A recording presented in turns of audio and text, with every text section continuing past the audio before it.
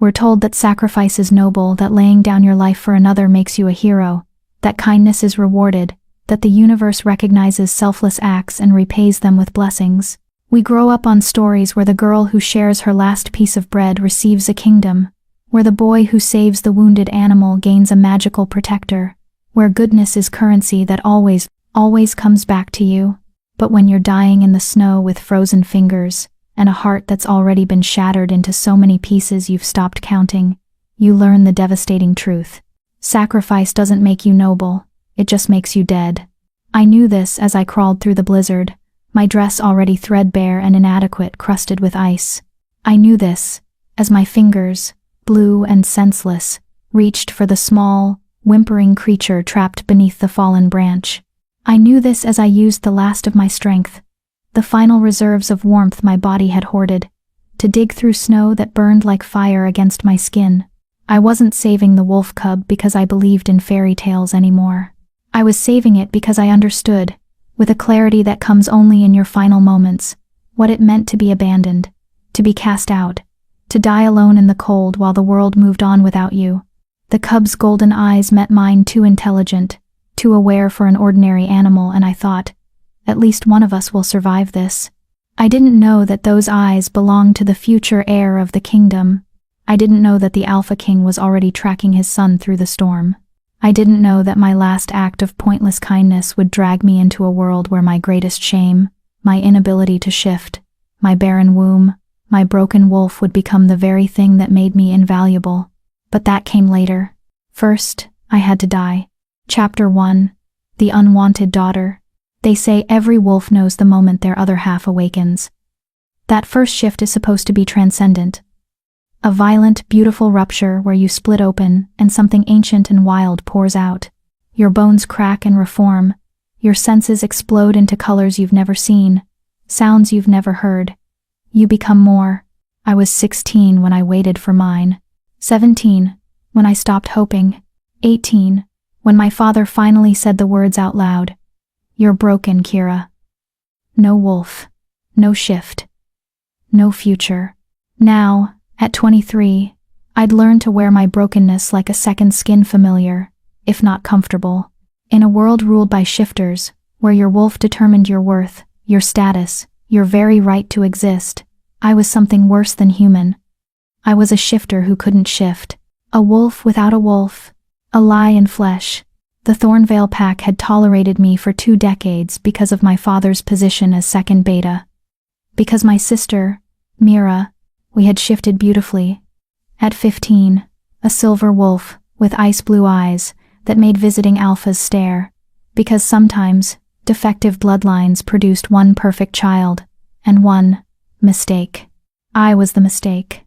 But tolerance has limits, and mine ran out the day Elder Rowan announced that Mira would marry into the Northern Summit Pack, securing an alliance that would protect Thornvale for generations. Both daughters should attend the ceremony, my father had said, his voice flat. Not because he wanted me there, because protocol demanded it. So I went. I wore the dress Mira had outgrown 3 years ago, pale blue, too tight in the shoulders, too loose everywhere else. I braided my dark hair simply, knowing that no amount of effort would make me beautiful like her. Where Mira was golden and radiant, I was shadow and angles. Where she moved with lupin grace, I stumbled with human clumsiness. The ceremony took place in the Great Hall, packed with wolves from 4 territories. I stood at the back, trying to be invisible, while Mira glowed at the center of everything. Her intended, a young alpha named Damon, couldn't take his eyes off her. I was happy for her. Truly. Mira had never been cruel to me, never mocked my failure. She'd simply existed in a different world, one where futures were bright, and mates were possible, and children would someday carry on the bloodline. Everything I would never have. The broken one came. The whisper slithered through the crowd, just loud enough for my wolf-sharp hearing to catch. Ironic that I had the enhanced senses of a shifter, the elongated lifespan, the healing abilities, everything except the one thing that mattered. I heard she can't even bear children. Completely barren. What use is a she-wolf who can't breed? Her father should have sent her away years ago. I'd learned to let the words slide off me like rain off stone. I'd learned to breathe through the shame, to find the quiet place in my mind where their judgment couldn't reach. I'd learned to survive. What I hadn't learned was how to survive him. Garrett pushed through the crowd, his russet wolf gleaming just beneath his skin, that telltale shimmer that powerful shifters couldn't quite suppress. He'd been courting me for 3 months, and I'd been fool enough to believe it meant something. Kira. His hand closed around my elbow, gripped too tight. We need to talk. He pulled me outside into the winter night. Snow had started falling, soft and deceptive. The kind of snow that looked beautiful until you realized how cold it truly was. I can't do this anymore, Garrett said, without preamble. His breath misted in the frigid air. I thought maybe it didn't matter. That you were enough without a wolf. But my father says, your father says you need a proper mate. I finished for him, voice steady. I wouldn't give him tears.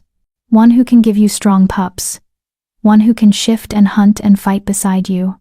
Kira. It's fine. And the terrible thing was, I meant it. I'd known from the beginning, this was how it would end. You should go back inside. Mira's ceremony is starting soon. He hesitated, and for a moment I thought he might argue. Might say that I was wrong, that he chose me anyway, that love mattered more than biology or status or the howling expectations of the pack, but he just nodded and walked away.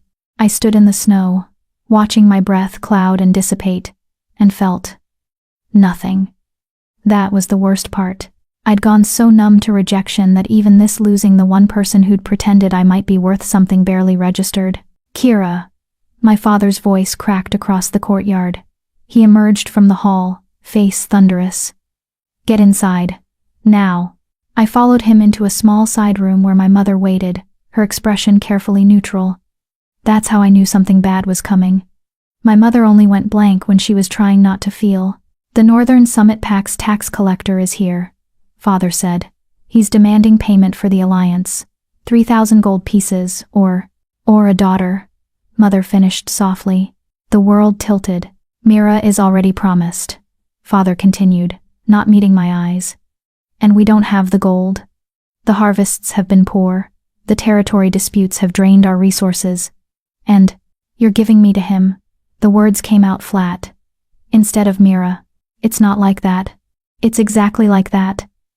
I looked at my mother, who had tears streaming down her face but said nothing.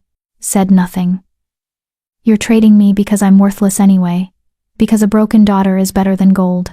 Kira, please. When does he want me? Father swallowed. Tonight. He's leaving at dawn and wants to inspect the merchandise first. Merchandise. That's what I was. A bargaining chip. A consolation prize. The daughter they could afford to lose. Fine. I straightened my spine, pulled together the scraps of dignity I had left. I'll get my things. There's no time. Then I'll go as I am. The tax collector was a wiry man named Silas, with dead eyes and a smile that never reached them. He looked me over the way you'd examine a horse, checking teeth, bones, functionality. Can't shift, he noted. That's unfortunate. Still, she's young enough. Might get some use out of her in the breeding halls before she ages out. If not, the pleasure houses always need. She's yours, Father interrupted, voice hollow. The debt is paid. Silas grabbed my arm with fingers like iron. Come along, girl. We have a long journey. I looked back once as he dragged me toward his carriage. Mira had emerged from the hall, her face stricken. She reached toward me, mouth forming my name. I shook my head. This wasn't her fault. This was just the way the world worked. Broken things got discarded. Valuable things got protected. I'd always known which one I was. The journey north took 3 days. Silas didn't speak to me except to bark orders. I was fed enough to keep me alive, given water enough to keep me functional. At night, he chained me to the carriage wheel like an animal. On the 3rd night, the blizzard hit. Silas had dragged me into a shallow cave, more concerned with protecting his horses than his cargo. I huddled against the stone wall, dress soaked through, body shaking so hard my teeth rattled. Might not make it through the night, Silas observed dispassionately. Oh well. Can't be helped. He rolled over and went to sleep. I sat there in the dark, listening to the wind howl, feeling the cold seep deeper and deeper into my bones. This was how I would die. Frozen and alone in a cave with a man who saw me as defective merchandise. No ceremony, no mourning, no one would even know where to find my body. And then I heard it, a whimper, high and desperate, coming from outside the cave. I told myself to ignore it. I was barely alive myself. I had nothing left to give. But that sound, that terrible, lonely sound, cut through my numbness like a blade. I knew that sound. I was that sound. My body moved before my mind could stop it. I crawled toward the cave entrance, every movement agony. Silas didn't stir. The storm raged beyond the opening, a wall of white and wind and killing cold. And there, just visible in the snow, was a small dark shape pinned beneath a fallen branch. A wolf cub. Its golden eyes met mine, too bright, too aware, too human to be just an animal, and I knew with absolute certainty that I was about to do something incredibly stupid. I dragged myself out into the blizzard. The cold was an immediate shock, stealing what little warmth I had left. My fingers were already numb, my legs barely functional, but I crawled forward, inch by agonizing inch, until I reached the cub. The branch was heavy, weighted with ice. I wedged my shoulder under it and pushed with strength I didn't have. The cub whimpered again, paw trapped, blood dark against the snow. "It's okay," I whispered through chattering teeth. "It's okay. I've got you." One final push. The branch shifted. The cub pulled free, stumbling on 3 legs. And then the last of my strength gave out. I collapsed face first into the snow, the world already fading at the edges. The cub nuzzled my face, making desperate sounds, but I couldn't move anymore. Couldn't even shiver. The cold stopped hurting. That's how you knew you were dying. When the fire in your veins turned to ice, and the ice didn't hurt anymore, and everything just felt quiet. At least one of us will survive, I thought distantly, watching the cub through blurring vision. At least I saved someone. The last thing I saw before darkness took me was the cub's golden eyes beginning to glow, not with reflected light, but with something ancient and powerful and utterly impossible. And then a roar split the night, not a wolf's howl. A roar of pure, undiluted fury. The Alpha King had found his son. And me, dying in the snow beside him. Chapter 2. The Beast's Castle. Warmth. That was the first thing I registered. Not the pleasant warmth of summer sun or hearth fire, but the aggressive, almost painful warmth of a body that had forgotten what heat felt like. My fingers burned. My toes screamed. Every inch of skin prickled with the agony of frozen flesh, remembering it was supposed to be alive. I tried to open my eyes and couldn't. They were crusted shut, lashes frozen together. "She's waking." A woman's voice, soft and frightened. "Should I fetch?" "No." A man's voice, deep and cold as a winter river. "Leave us." Footsteps retreated quickly. A door closed with a heavy finality that made my chest tighten with instinctive fear. I forced my eyes open. The room was vast and beautiful in a way that felt aggressive. All white, marble and silver filigree. Enormous windows showing a gray sky. Tapestries depicting wolves in various states of hunt and glory. A fire roared in a hearth large enough to stand in. I was buried in furs on a bed that could have fit 6 people. And standing at the foot of that bed, backlit by the window, was the largest man I had ever seen. No. Not a man. An alpha. Everything about him radiated power, the breadth of his shoulders, the predatory stillness of his stance, the weight of his presence that seemed to press against my chest even from across the room. His hair was black as midnight, worn long enough to brush his collar. His face was all brutal angles, sharp jaw, blade-straight nose, high cheekbones that could have been carved from granite, but it was his eyes that made my breath catch. Gold. Pure molten gold. Exactly like the cub, I croaked, voice raw. "Is he?" "My son is alive." Each word was precisely enunciated, carefully controlled. "Thanks to you, son." The cub had been his son, which meant this was, "You're the Alpha King." It wasn't a question. Theron Blackwater, king of the Northern Summit territory. He moved closer, each step measured and deliberate. "And you are the broken she-wolf who nearly died saving my heir." The word broken landed like a physical blow. Of course he knew. Of course that would be the first thing anyone told him about me. I didn't know he was your son, I said, trying to push myself upright. My arms shook with the effort. I just heard him crying and You crawled out into a blizzard while dying of exposure yourself. His voice was utterly flat, emotionless. Why? Does it matter? Yes. I met those golden eyes, and saw no warmth in them, no gratitude, just cold calculation and something that might have been suspicion. Because I understood what it felt like, I said simply, to be trapped and alone and dying while the world ignored you. Something flickered across his face too fast to identify. He moved to the window, putting distance between us, his massive frame silhouetted against the gray light. You've been unconscious for 3 days, he said. My healers weren't certain you would wake. Severe frostbite, hypothermia, malnourishment, dehydration. Your body had started to shut down. 3 days.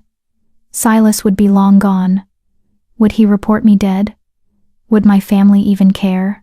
The man who had you. Theron continued, voice dropping into something darker.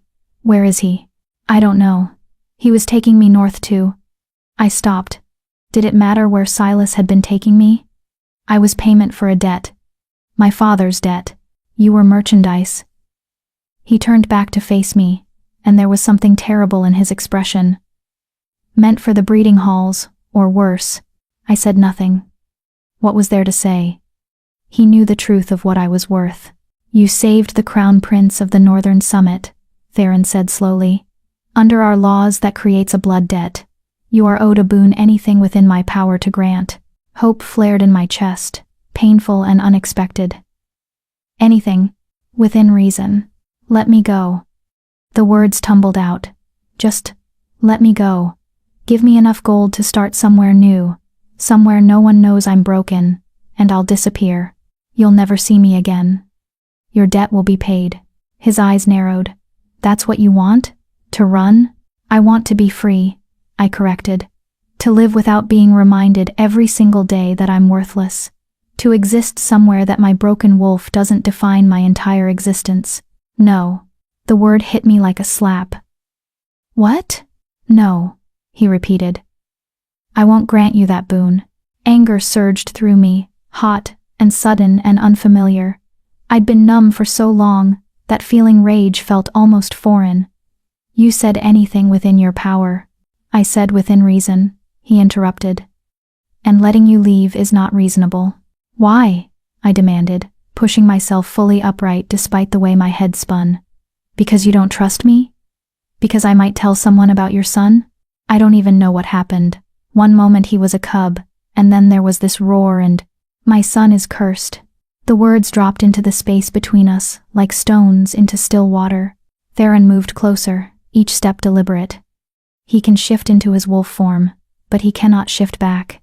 He's been trapped as a cub for 2 months. Every healer, every witch, every blood mage in the kingdom has tried to break it. Nothing works. I stared at him. That's not possible. Shifters can't be stuck.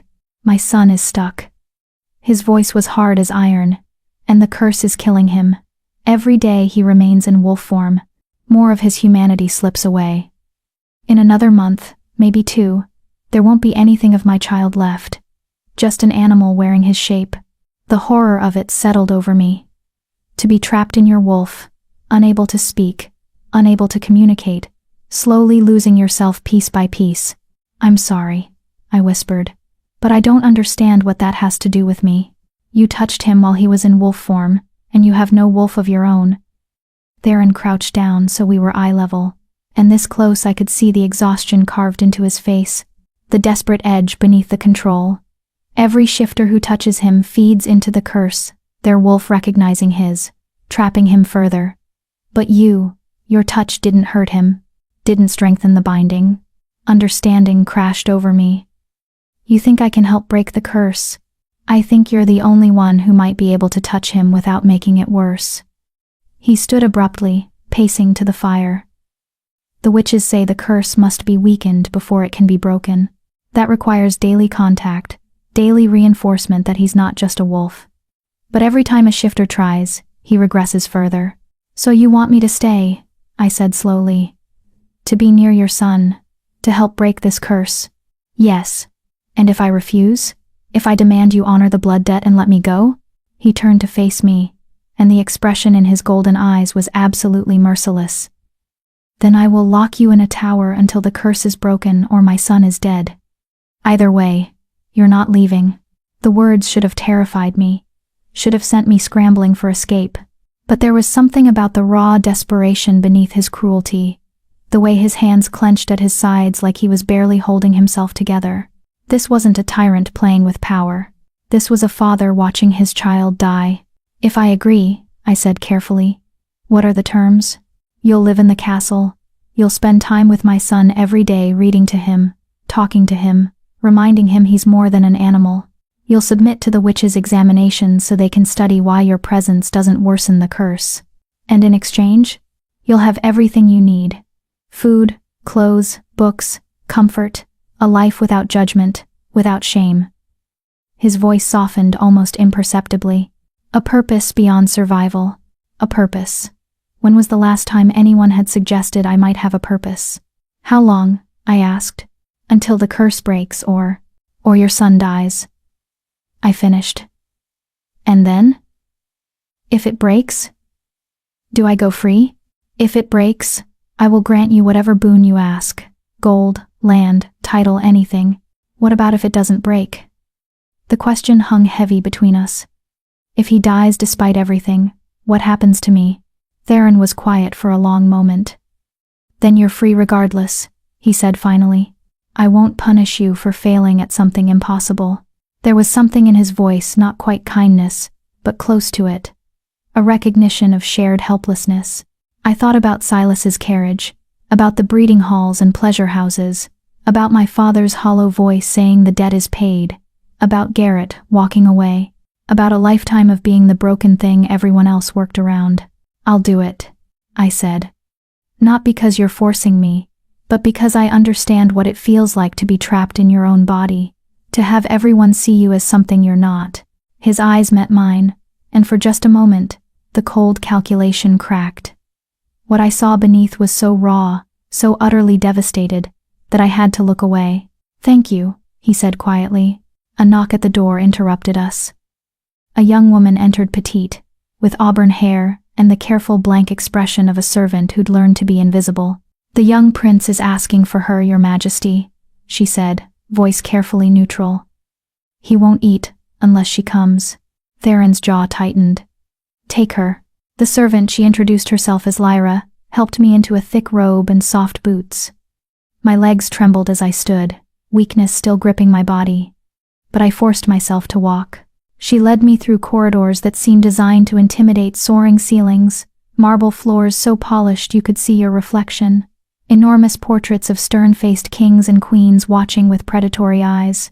We passed shifters in various states of partial transformation, servants with wolf ears or clawed hands, guards whose eyes glowed amber with barely suppressed power.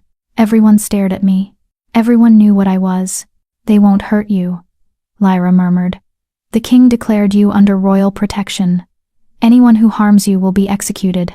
How comforting, I muttered. She glanced at me with something that might have been humor. You're the first person in months who didn't flinch when he threatened to lock them in a tower. Most people collapse into hysterics. I've been threatened with worse. I believe that. She stopped before an ornate door. He's inside. Fair warning, he's still in wolf form. But he understands everything you say. Don't treat him like an animal. She opened the door. The room beyond was clearly a child's chamber, toys scattered across plush carpets, books stacked on low shelves, walls painted with murals of forests and mountains, and curled on an enormous cushion by the fire was a small black wolf with golden eyes. He lifted his head as I entered, ears perking forward. Hello, I said softly, moving slowly into the room. I'm Kira. You probably don't remember me. But The cub launched himself across the room and crashed into my legs, nearly knocking me over. He pressed his head against my stomach, making desperate whining sounds. Without thinking, I dropped to my knees and wrapped my arms around him. He was warm and solid and trembling. It's okay, I whispered, stroking his fur. I know you're scared. I know you feel trapped. But we're going to figure this out, all right? I promise. He pulled back just enough to look at me with those two intelligent eyes, and I saw the person trapped inside, saw the terror and frustration and desperate hope. My heart broke for him. What's your name? I asked. I can't keep calling you the prince in my head. He tilted his head, considering. Then he carefully pressed his paw against my hand once, twice, 3 times, paused, then twice more. 3 and 2. 5 letters. He did it again, but this time separated differently. 2, then 3. 2 letters, then 3? I guessed. He yipped excitedly. Okay. First letter. It took 15 minutes of paw taps and head shakes, but finally I had it. Riker, I said. Your name is Riker. He spun in a circle, yipping so loudly that Lyra poked her head in to make sure everything was all right. We're fine, I assured her. Riker was just telling me his name. The cub Riker settled back against me, resting his head on my lap. His breathing slowly evened out, the tension leaving his small body.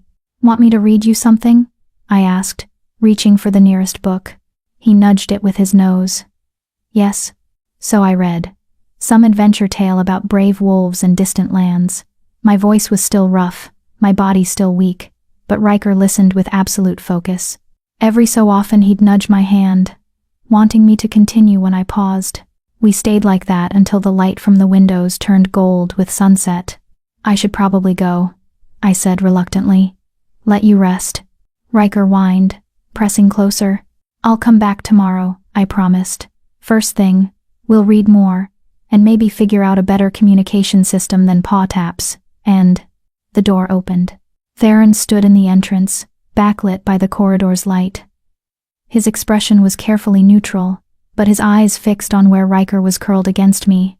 He hasn't been that calm in weeks, he said quietly. He's not an animal, I replied. He just needs someone to remember that.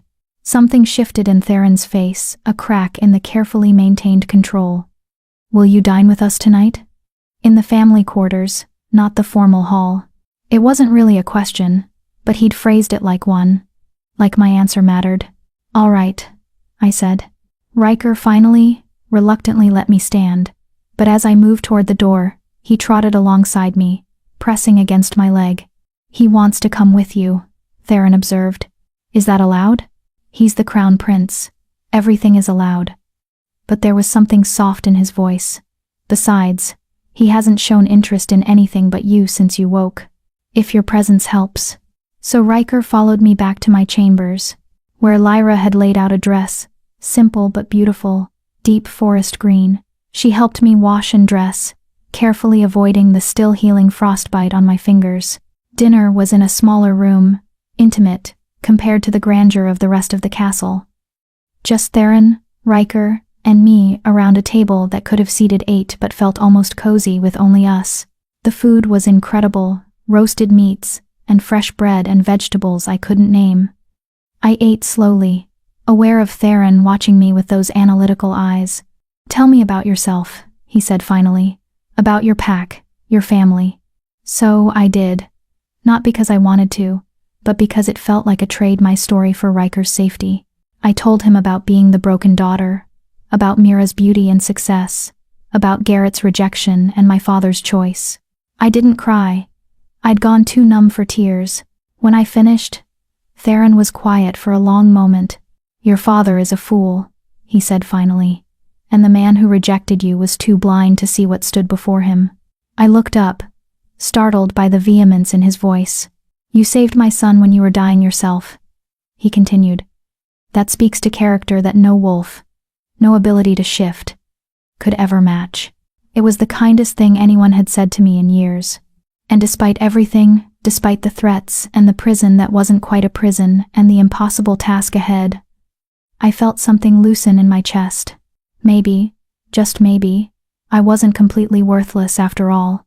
Riker pressed his head against my leg under the table, and I reached down to stroke his fur. We'll figure this out, I said, to both of them. Somehow, Theron's golden eyes met mine across the table, and for the first time, I saw something other than cold calculation. I saw hope. Subscribe if you believe Kira deserves a family that won't trade her away.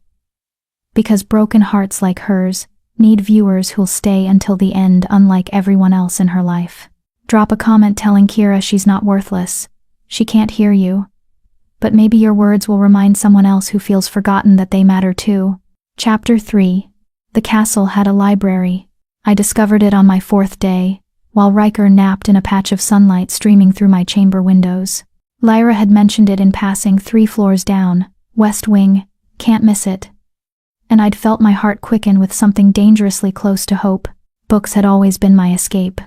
When the pack whispered about my broken wolf, when Garrett looked through me instead of at me, when my father's disappointment grew too heavy to bear, I disappeared into stories, into worlds where broken things could still matter.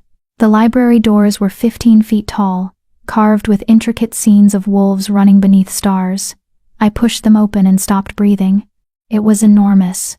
3 stories of books rising toward a domed glass ceiling, spiral staircases connecting the levels, reading nooks tucked into alcoves, long tables scattered with open volumes. The smell hit me like a physical thing, paper and leather and dust and knowledge. Beautiful, isn't it? I spun. Theron stood behind me, moving with that unnatural shifter silence. He wore simpler clothes today, black shirt, dark pants, but somehow looked even more imposing without the royal trappings. I didn't hear you, I said, pressing a hand to my racing heart. I know. A ghost of something that might have been amusement touched his mouth. You were too busy looking like someone who'd found sanctuary. Was that what this felt like? Sanctuary? Riker's asleep, I said, feeling oddly defensive. I thought I'd explore while he rested. You don't need to justify yourself. Theron moved past me into the library, his large frame somehow fitting naturally among the shelves. This place is yours to use as you wish. Everything here is. I followed slowly, fingers trailing along leather spines. Why do you have so many books? I thought shifters preferred. I don't know. Hunting, fighting, physical pursuits. Is that what they taught you in Thornvale? He pulled a volume from a high shelf without looking clearly. He knew this place intimately. That shifters are just animals wearing human skin? They didn't have to teach it. I saw it every day. Then your pack is made of fools. He set the book on a nearby table, something with a title in a language I didn't recognize. The Northern Summit has the largest library in the shifter territories. Knowledge is power. Always has been. I picked up the book he'd set down, studying the strange script. What language is this? Old Lupine, the language the first shifters spoke. He moved to another shelf, pulling down 3 more volumes. The curse on Riker uses Old Lupine binding magic. I've been trying to understand it, but my knowledge only goes so far. He looked exhausted. In the library's soft light, I could see the shadows under his eyes, the tightness around his mouth that spoke of sleepless nights and grinding worry. When did it happen? I asked quietly. The curse. Theron was silent for so long I thought he wouldn't answer. Then, 2 months ago, there was an incident. A witch came to court, claiming she could enhance shifter abilities. She performed a demonstration on Riker. His hands clenched on the book he held. It was supposed to make his first shifts easier when he came of age. Instead, it trapped him. Where is she now? The witch. Dead. The word was flat. I executed her myself the moment I realized what she'd done. But she died laughing, saying the curse would hold until... He stopped abruptly. Until what? His golden eyes met mine. Until true love breaks it. The oldest, most impossible condition in any curse. I thought of every fairy tale I'd ever read. True love's kiss, true love's sacrifice, true love's devotion. Always true love, as if it were simple, as if it weren't the rarest, most fragile thing in existence. Riker's only 7, I said. He can't, that's not... I know. Theron's voice was rough. Which is why I think the witch lied, or the curse is more complicated than it appears. There has to be another way to break it. There has to be. He looked so utterly helpless in that moment, this massive, powerful alpha king reduced to a desperate father grasping at impossible hope. We'll find it, I heard myself say. In these books, in the witch's knowledge, somewhere, we'll find the answer. Why do you care? The question came out sharp. You could leave. The blood debt is satisfied by your presence alone. You could demand I send you away with gold and go where? I interrupted. Back to a world that sees me as broken? At least here, I have a purpose. At least here, Riker doesn't look at me and see a failure. Understanding flickered across Theron's face. You're not broken. You called me that yourself, 4 days ago. I was. He paused, seeming to struggle with words. I was repeating what I'd been told, what the reports said. I shouldn't have. It was as close to an apology as I'd likely get from an Alpha King. Help me with these, he said, gesturing to the pile of books. If you can read Old Lupine, we can work faster. I can't read it. Then I'll teach you.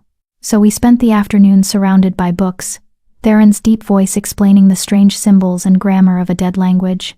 He was patient in a way I didn't expect, repeating explanations, finding simpler examples, never making me feel stupid for not understanding immediately. And slowly, words began to take shape. Simple ones at first. Wolf, moon, blood, binding. You're a natural, Theron said, watching me work through a basic text. Most people take weeks to get this far. I've always been good with languages. I frowned at a particularly complex symbol. What's this one? That's devotion. But it has layers, not just loyalty, but willing sacrifice, choosing something even when the cost is high. Our eyes met over the page, and something passed between us. An understanding. A recognition. We both knew about devotion that cost too much. Kira. Riker's bark echoed from the corridor, followed by the scratch of claws on marble. He burst through the library doors, tail wagging frantically, and launched himself at me. I caught him with a laugh, stumbling back into a bookshelf. I'm here, I assured him, ruffling his fur. I was just learning something interesting. He sniffed at the books, then sneezed dramatically. He's never liked studying, Theron said, and there was real affection in his voice. Takes after his mother that way. She preferred the forest to the library. It was the first time he'd mentioned Riker's mother. I wanted to ask, where was she? Why wasn't she here helping? But the shuttered look that crossed Theron's face stopped me. Come on, I said to Riker instead. Let's go find something more fun to do. We ended up in the gardens, despite the cold. Riker raced through the snow, pouncing on drifts and tunneling beneath them like he was hunting. I followed more slowly, laughing at his antics. He seems happier, Theron said from behind me. I'd known he was there. I was learning to sense his presence, the weight of his attention. He's still a child. He needs to play, curse or not. The healer said I shouldn't encourage his wolf behaviors, that it might make the curse stronger. The healers are idiots. The words escaped before I could stop them. I turned to face Theron, expecting anger. Instead, he looked intrigued. Explain. Riker isn't becoming an animal. He's trapped in an animal's body. There's a difference. I gestured to where the cub was now trying to catch snowflakes on his tongue. Denying his wolf nature won't make him more human. It'll just make him miserable. He needs to be allowed to be both the boy and the wolf. That's what will keep him whole. Theron studied me with those penetrating golden eyes.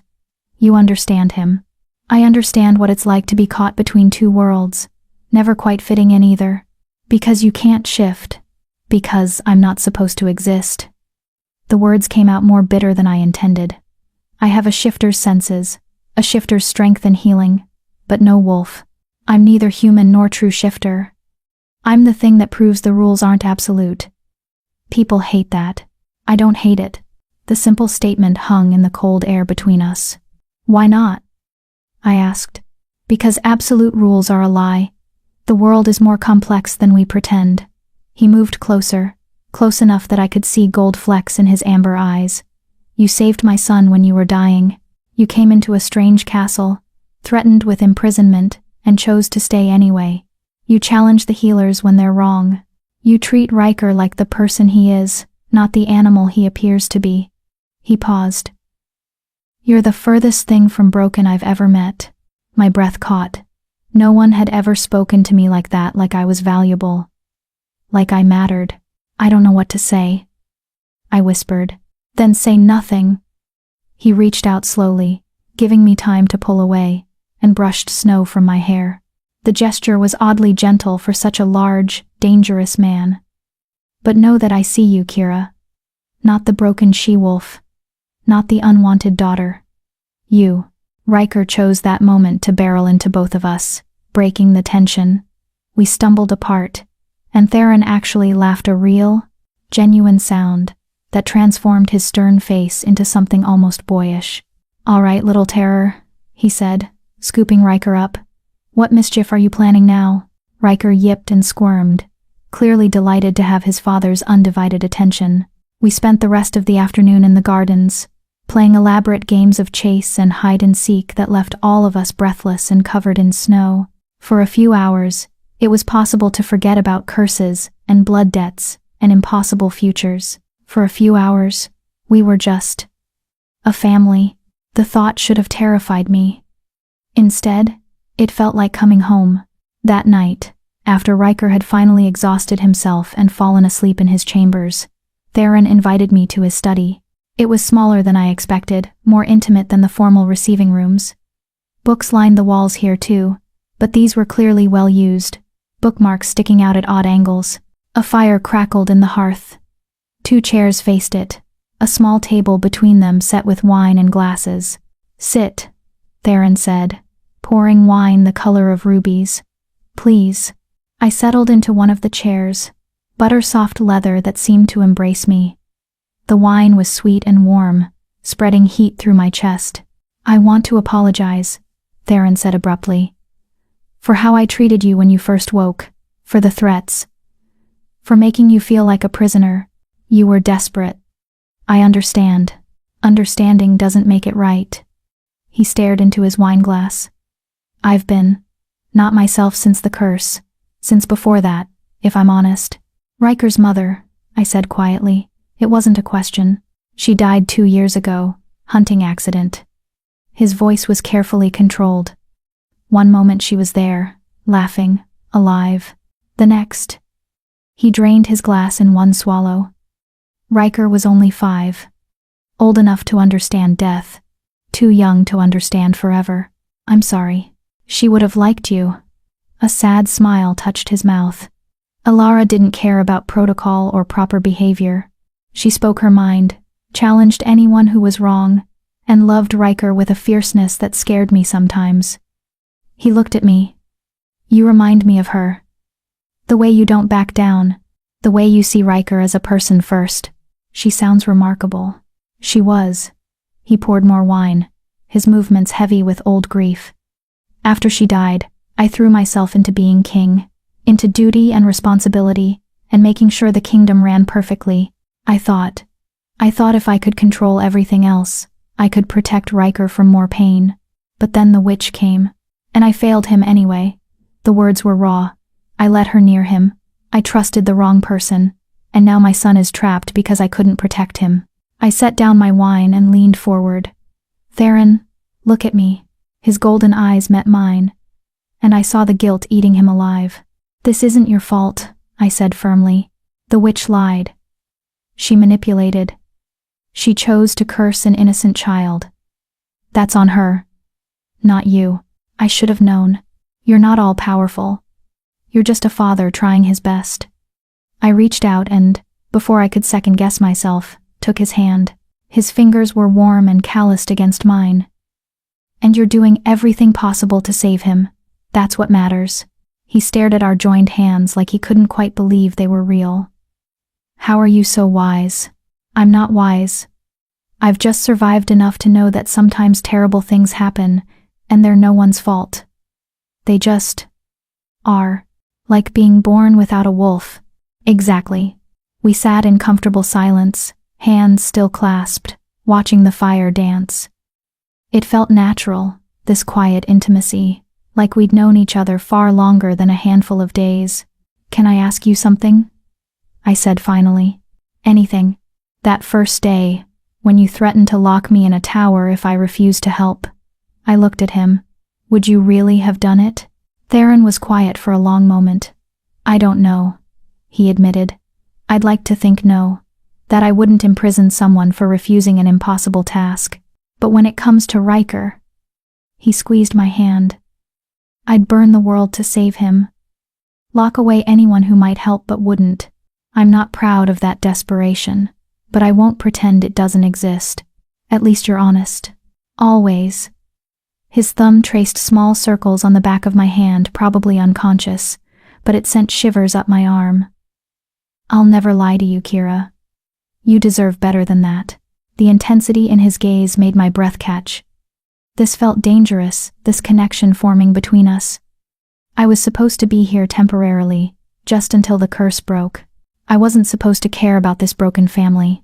I wasn't supposed to be falling for an alpha king who looked at me like I mattered. I should go, I said, but didn't move. It's late. Stay, Theron said. Just a little longer. Tell me something. Anything. I want to know you. So I told him about books. About the stories I'd escaped into as a child. The adventures I'd lived through pages. About how I'd taught myself 6 languages just by reading. How I could lose hours in a good story and emerge feeling like I'd traveled worlds. And he listened. Really listened. Asking questions, remembering details, engaging with my words like they mattered. No one had ever done that before. I have something for you, he said eventually, standing and moving to his desk. He pulled out a small leather-bound book, old, but beautifully preserved. What is it? I asked, taking it carefully. Alara's journal, from when she was young, before we married. His voice was soft. She filled it with riddles. She loved them, collecting them, making up new ones, challenging people to solve them. I opened the book carefully. Page after page of riddles, written in an elegant script. Some I recognized, many I didn't. Why are you giving me this? I whispered. Because you remind me that joy is still possible, that there's more to life than duty and grief. He touched the book gently. And because I think she'd want someone like you to have it. Someone who sees the world differently. Tears pricked my eyes. Thank you. I'll treasure it. There's one riddle she never solved, Theron said. She heard it from an old witch, and spent years trying to figure it out. It's marked on the last page. I flipped to the end. There, in Alara's script, were 3 lines. I am given freely but never taken. I can be broken but leave no pieces. I grow stronger when tested, yet I am the most fragile thing. What am I? Do you know the answer? I asked. No. Even the witch wouldn't say. He smiled, sadly. Alara used to joke that she'd figure it out eventually, that some riddles were worth waiting for.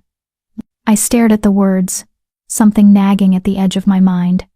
The answer felt close, like a name on the tip of my tongue. I'll figure it out, I promised. For her, for you, for yourself, Theron corrected gently. That's what matters most. When I finally left his study, the journal clutched to my chest. I realized something terrifying. I was happy. For the first time in longer than I could remember, I was genuinely, deeply happy. And that scared me more than any curse ever could. Chapter 4. Walls Coming Down. The weeks that followed developed a rhythm that felt almost like belonging. Mornings with Riker reading, playing, teaching him new ways to communicate. I'd fashioned a board with letters that he could paw at, spelling out simple words. It was slow and frustrating for him, but the joy in his golden eyes when I understood what he was trying to say made every painstaking minute worthwhile. Afternoons in the library with Theron, poring over ancient texts, searching for any mention of curses like Riker's. We'd fallen into an easy partnership, him reading aloud an old lupine, me taking notes and asking questions, both of us occasionally dissolving into debate when we disagreed on interpretations. Evenings in his study, sharing wine and stories, those were my favorite hours. When the king's mask slipped, and I got to see just Theron, the man who loved his son desperately, who missed his wife with an ache that never fully healed, who had a dry wit that caught me off guard and made me laugh until my sides hurt. And nights alone in my chambers, trying not to think about how much I looked forward to seeing him each day, trying not to notice how my heart raced when his hand brushed mine over a book, trying not to admit that I was falling for a man so far beyond my reach, he might as well have been the moon itself. 3 weeks in, Riker had his first breakthrough. We were in the gardens, our usual afternoon spot, when he suddenly froze mid-play. His small body went rigid, trembling. I dropped to my knees beside him. "Riker, what's wrong?" His golden eyes met mine, and I saw something shifting in them, something trying to break through. "Theron!" I screamed toward the castle. "Theron, now!" The Alpha King appeared in seconds, moving with impossible speed. He saw Riker's state, and his face went white. "What happened?" "I don't know, he just—" Riker's body convulsed. For a terrible moment, I thought the curse was killing him right there. But then, his form flickered. Just for an instant, I could see the ghost of a boy superimposed over the wolf. Dark hair, his father's features, 7 years old and terrified. Then he was just a wolf again, collapsing in the snow. "Riker!" Theron gathered him up, pressing his ear to the cub's chest. "He's breathing, heartbeat strong." I touched Riker's head gently. His eyes opened, exhausted, but aware. He licked my hand once. "I'm okay." "What did you do?" Theron demanded, not angry but desperate to understand. "Right before he seized, what were you doing?" "Nothing different. We were just playing. And I was laughing." And I said, I tried to remember my exact words. I said, "I wish I could hear your laugh. I bet it's wonderful." Understanding flickered across Theron's face. "You reminded him he's human. That he has a human laugh. Human voice." He looked down at his son with something like awe. He tried to shift back. But the curse stopped him. It stopped him, but it didn't win completely. Theron's voice shook. "That flicker, that moment where I saw my son's real face, that's the first progress we've had in 2 months." Riker stirred in his arms, then carefully pawed at my leg. The gesture was weak but deliberate. "What is it?" I asked. He did it again. 5 taps, then a pause. 3 more taps. 8 letters? I guessed. He yipped softly. 2 words, 5 and 3. It took longer than usual. He was clearly exhausted, but eventually I understood. "Thank you." "Oh, Riker." I stroked his fur gently. "You don't have to thank me. We're in this together, remember?" He pressed his head against my chest, and I felt his small body relax. Within minutes, he was asleep. "Take him inside," I said to Theron. "He needs to rest. Come with us." It wasn't a command. It was a request. A need. So I followed Theron into the castle, through corridors I now knew by heart, up to Riker's chambers. We settled the cub into his enormous bed, piling furs around him. "He's stronger with you here," Theron said quietly. We stood side by side, watching Riker sleep. "He tries harder, fights more. He has something to fight for. The possibility of being heard. Is that what you fight for? Being heard?" I looked at him sharply. His golden eyes were fixed on me with an intensity that made my skin prickle. "I used to," I admitted. "I used to think if I could just make people understand that I was still valuable, still worth something despite being broken, then everything would be okay. But no one wanted to hear it. I want to hear it." The simple statement hit me like a physical blow. "Why?" "Because you matter to me." He said it like it was obvious, like it wasn't the most devastating thing anyone had ever told me. "Because in 3 weeks, you've become essential to this family. Because I—" He stopped, jaw tightening. "Because I look forward to seeing you every day more than I should." My heart hammered against my ribs. "Theron, I know." He turned away, putting distance between us. "I know this is complicated. You're here because of a blood debt. Not by choice. You're helping Riker, not courting his father." "What are you feeling?" The question escaped before I could stop it. He was silent for so long I thought he wouldn't answer. Then, voice rough. "Like I'm waking up after 2 years of sleepwalking. Like the world has color again. Like I want things I have no right to want." "What things?" "You." He turned to face me, and the raw honesty in his expression stole my breath. "I want to know everything about you. I want to hear your thoughts on every book we read. I want to make you laugh because your laugh is the best sound I've heard in years. I want—" He stopped himself. But you should be free to choose your own path, not trapped here by debt and duty. I moved closer, closing the distance between us. What if I don't feel trapped? His eyes widened slightly. Kira, what if I look forward to our afternoons in the library? What if I go to sleep thinking about our evening conversations? What if I swallowed hard, gathering courage. What if I'm falling for you too, and it terrifies me? Why does it terrify you? Because nothing good has ever stayed in my life. The admission cracked something open in my chest. Everyone I've ever cared about has left. My mother chose my father's decision over me. Garrett chose his pack's expectations over me. Even Mira, she didn't fight for me. No one fights for me. I would. 2 words. Simple and absolute. You don't know that, I whispered. Yes, I do. He reached up slowly, giving me every chance to pull away, and cupped my face in his large hands. I would burn kingdoms for you, Kira. I would defy every law and tradition. I would. Don't make promises you can't keep. I don't. His thumb brushed across my cheekbone, infinitely gentle. I'm an alpha king. My word is law. And I'm telling you, with everything I am, that you matter, that I see you, that if you choose to stay not because of debt but because you want to, I will spend every day proving you made the right choice. Tears spilled down my cheeks. I don't know how to believe that. Then, let me show you. He leaned his forehead against mine, our breath mingling. Let me prove it, however long it takes. We stood like that, holding each other in the dim light of Riker's chamber, and something fundamental shifted between us.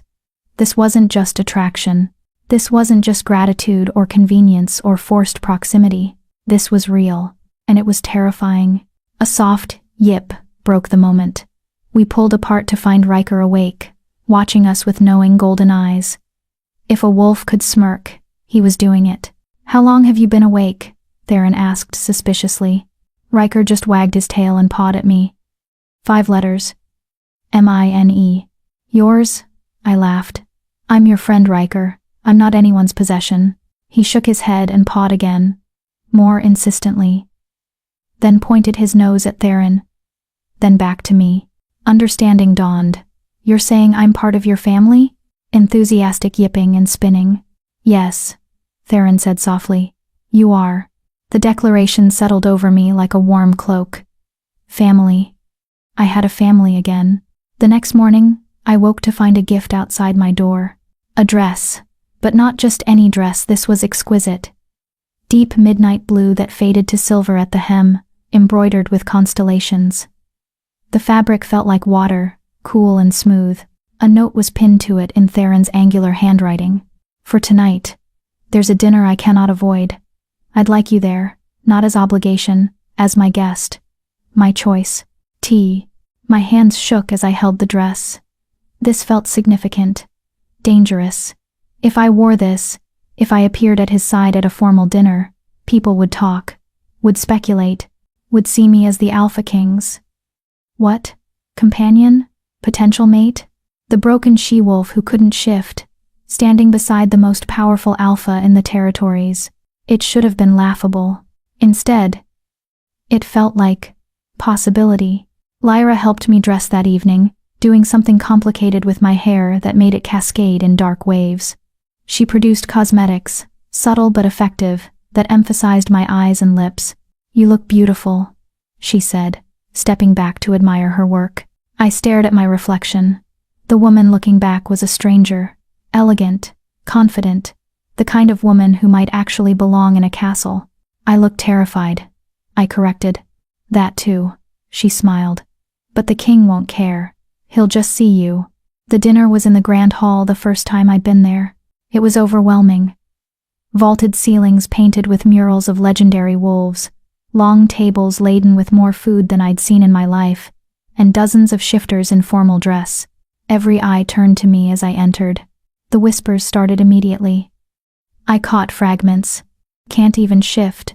What is the king thinking? Broken she-wolf has no business.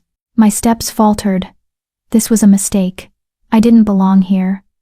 I should turn around, go back to my chambers, hide. Then Theron was there. He appeared at my side like a shadow, offering his arm. He wore formal regalia, black and silver, his house colors, and looked every inch the commanding Alpha King. "You're breathtaking," he murmured, low enough only I could hear. "They're all staring. Let them."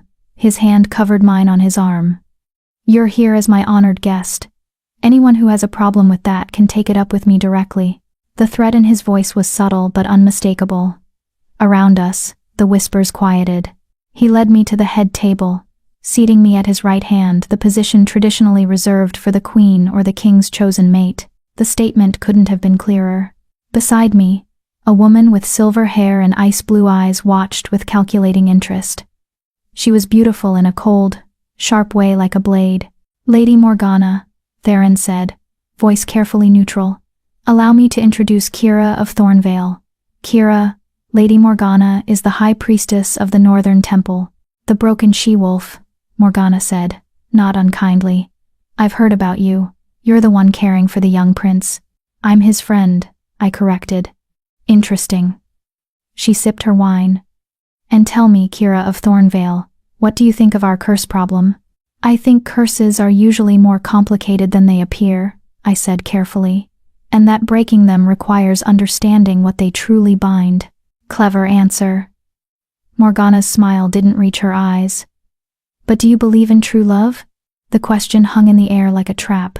"I believe love is real," I said slowly. "But I think true love as a concept is often misunderstood. It's not magic, it's not instant. It's choice and commitment, and seeing someone fully flaws and all, and choosing them anyway, even if they're broken? Especially then." I met her gaze steadily, because broken things can still be valuable, can still be loved. Something flickered in Morgana's expression. Surprise, perhaps.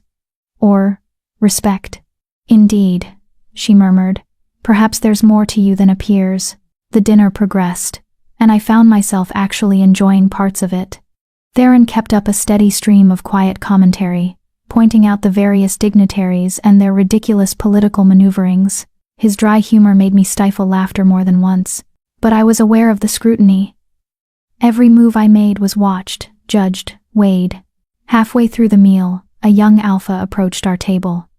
He was handsome in a conventional way, blonde, blue-eyed, built like a warrior. "Your Majesty," he said with a bow.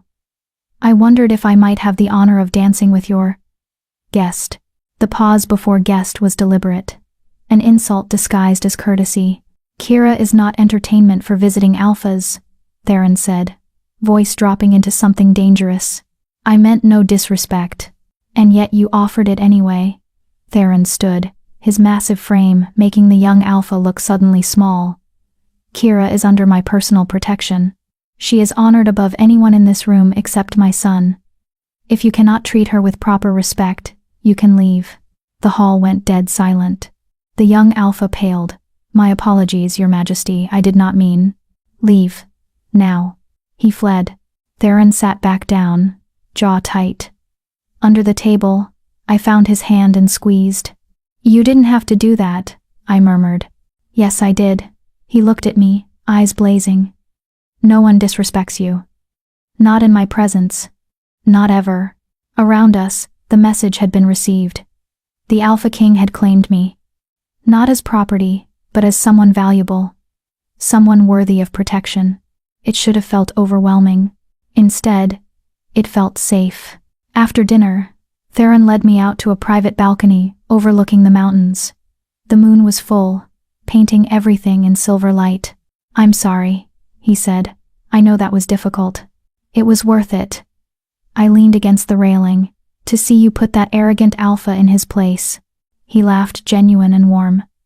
"You're not supposed to encourage my tyrannical tendencies." "Who says I'm not?" We stood in comfortable silence, watching the stars. His hand found mine on the railing, fingers intertwining. "Kira," he said quietly. "I need to ask you something." "All right. If the curse breaks when it breaks, will you stay?" He turned to face me fully. "Not because of debt, not because of obligation, but because you want to?" My heart hammered. This was it.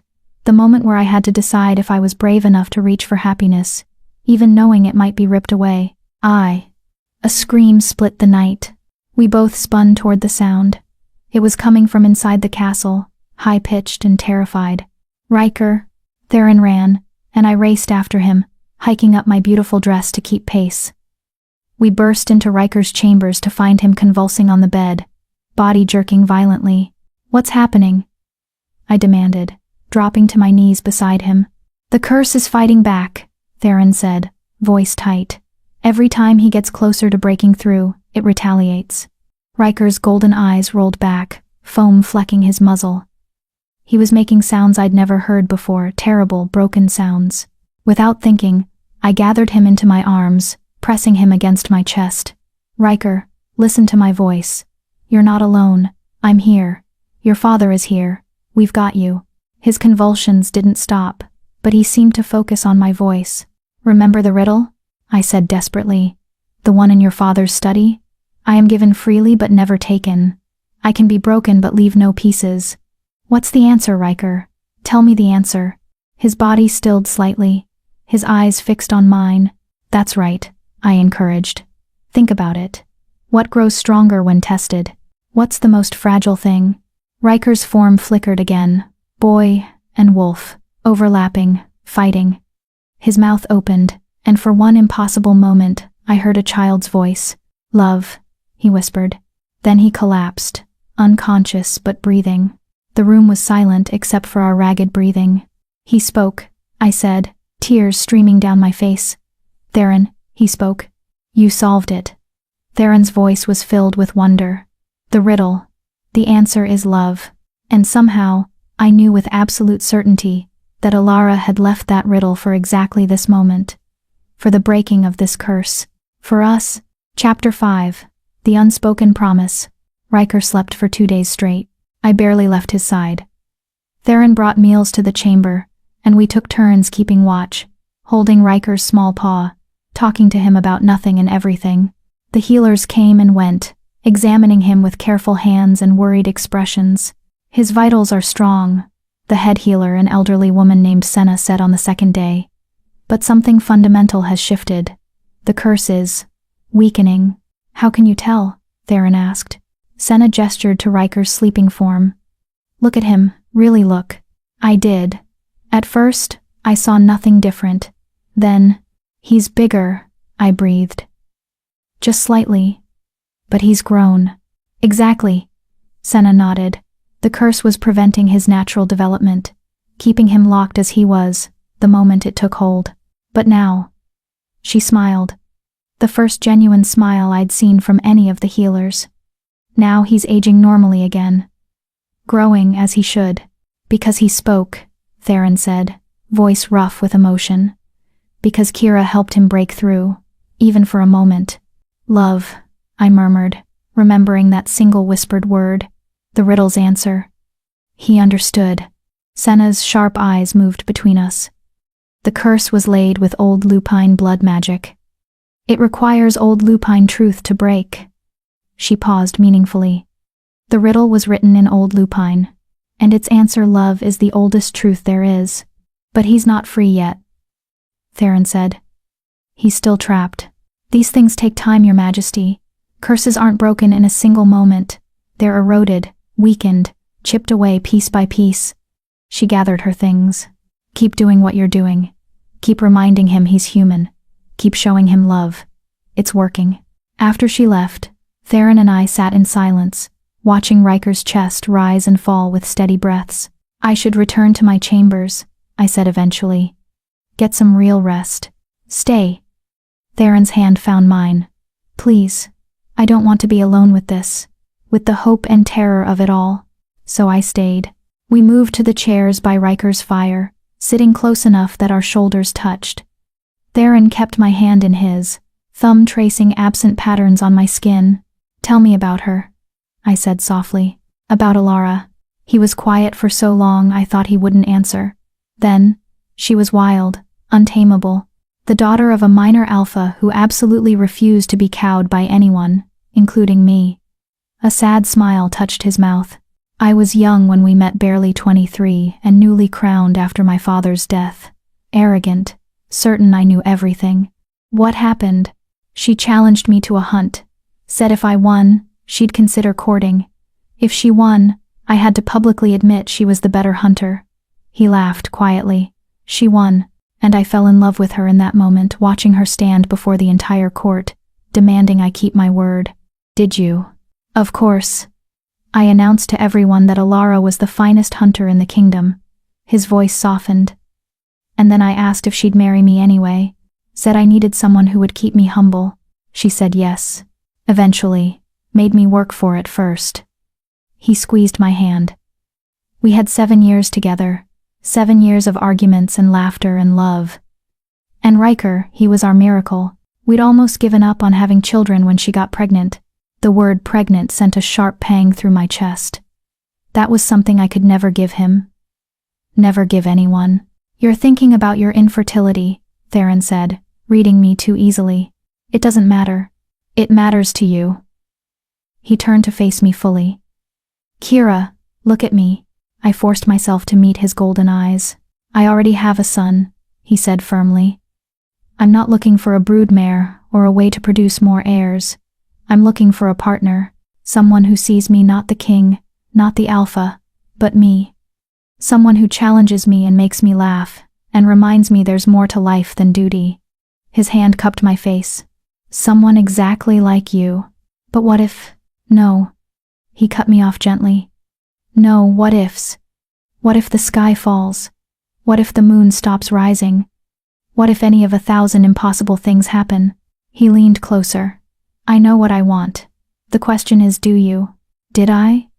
The terrified, broken part of me wanted to run, to protect myself from inevitable heartbreak, but the part that had been slowly healing over these weeks, the part that felt safe and seen and valued, that part wanted to be brave. I want you, I whispered, but I'm scared. So am I. The admission was raw, terrified, actually, of failing another person I love, of not being enough, of losing you like I lost her. I'm not her. I know. His thumb brushed my lower lip. You're Kira, fierce and intelligent and brave enough to save a dying wolf cub when you yourself were dying, brave enough to stay when anyone else would have run. Brave enough to... I kissed him.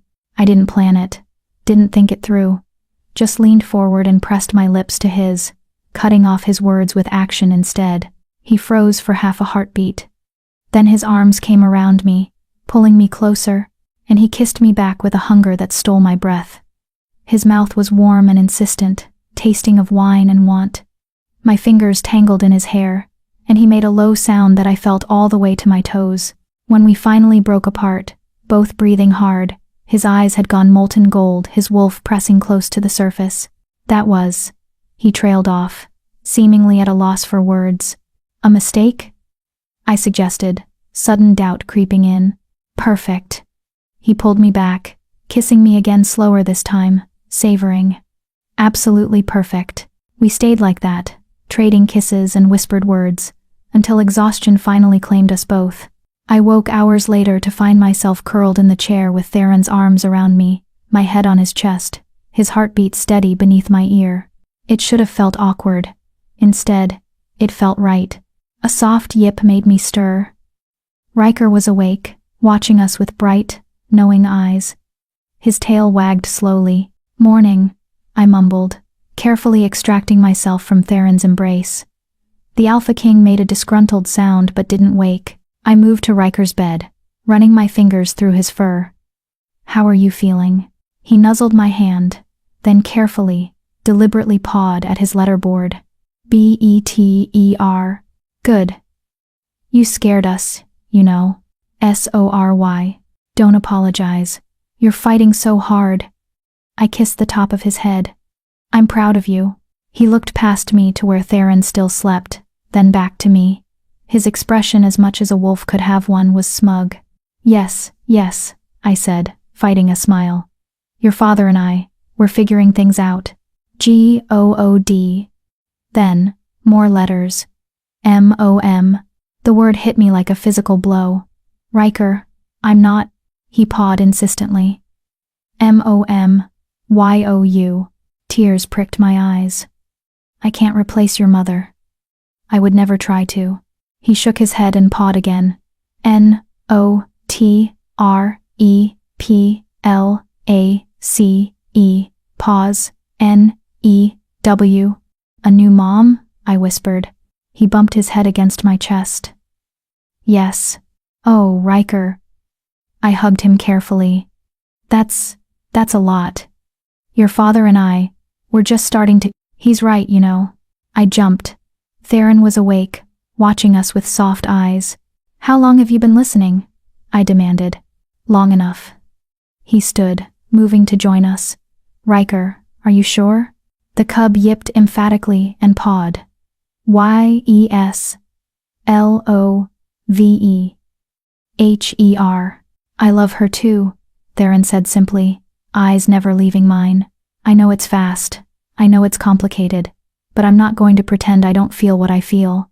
Theron, I'm not asking you to marry me tomorrow, he interrupted gently.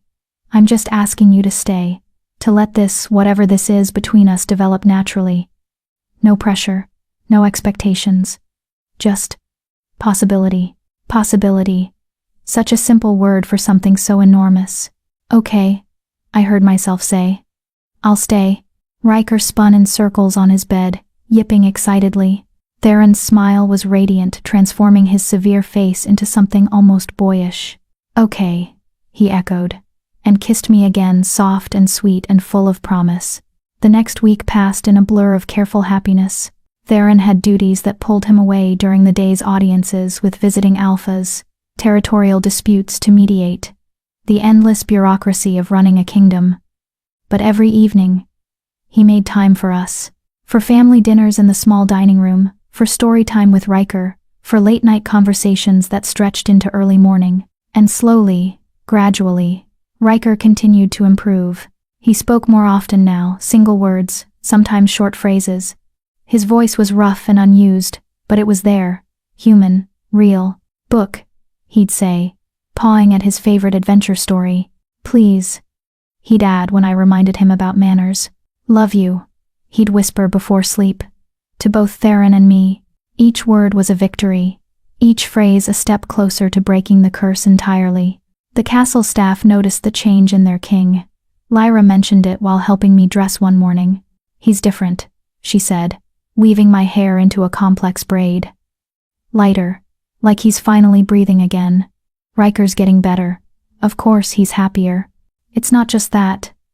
She met my eyes in the mirror. It's you. The way he looks at you. I've never seen him look at anyone like that. Not even the late queen. I'm not saying he loved her less. Lyra interrupted gently. Just differently. With Her Majesty. He was young and passionate and certain. With you, he's older and more careful, but also more intentional. Like he knows exactly how rare and precious you are. I didn't know what to say to that. That evening, Theron found me in the library, buried in a particularly dense text about curse breaking. Still working? He asked, setting down a tray with tea and small cakes. Always. I accepted the tea gratefully. This book mentions something interesting, that curses tied to emotional conditions require emotional catalysts to break fully. What kind of catalysts? It's vague. Just says moments of truth and declarations of the heart. I frowned at the text. Very helpful. Theron read over my shoulder, his presence warm against my back. Maybe it means Riker needs to witness something.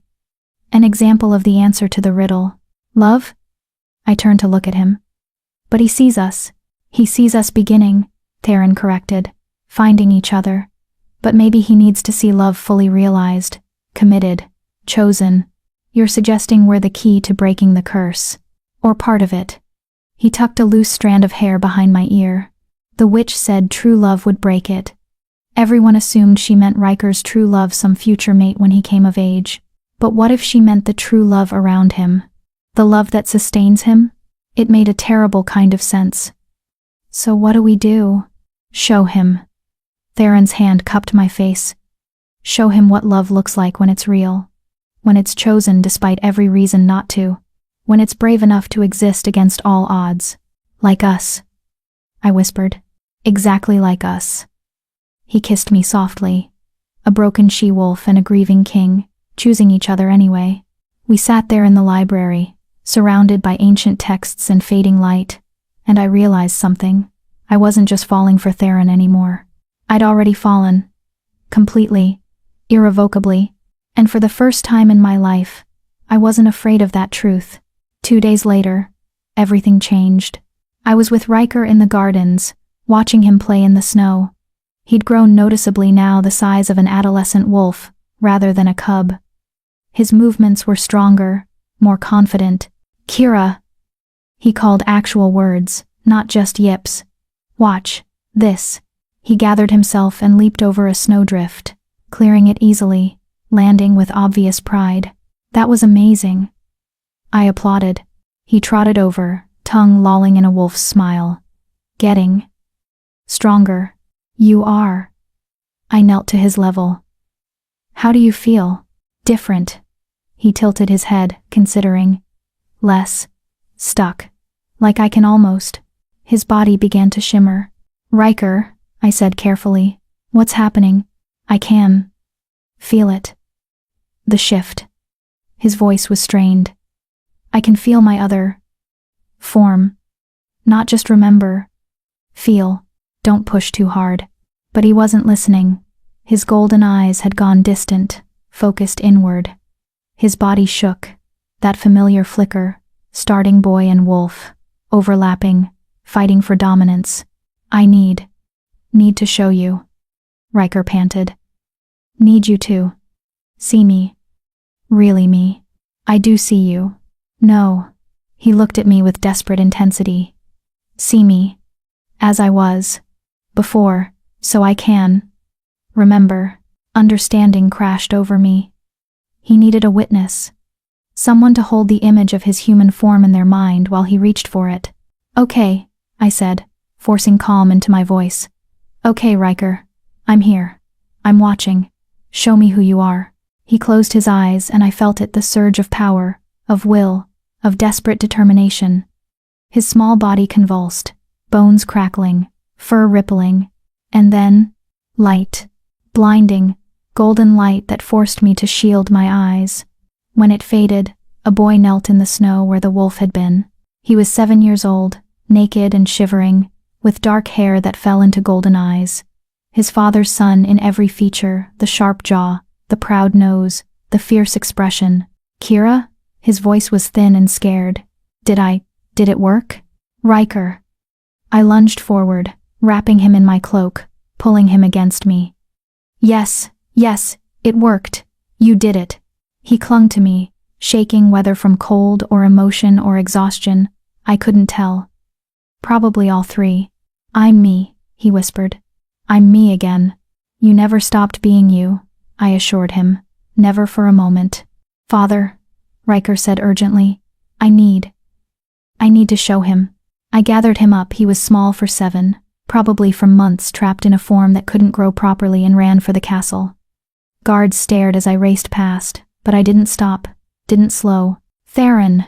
I shouted, bursting into his study without knocking. "Theron, look!" The Alpha King spun from where he'd been reviewing documents, ready to reprimand whoever had interrupted, and froze. His eyes went wide, his face paled.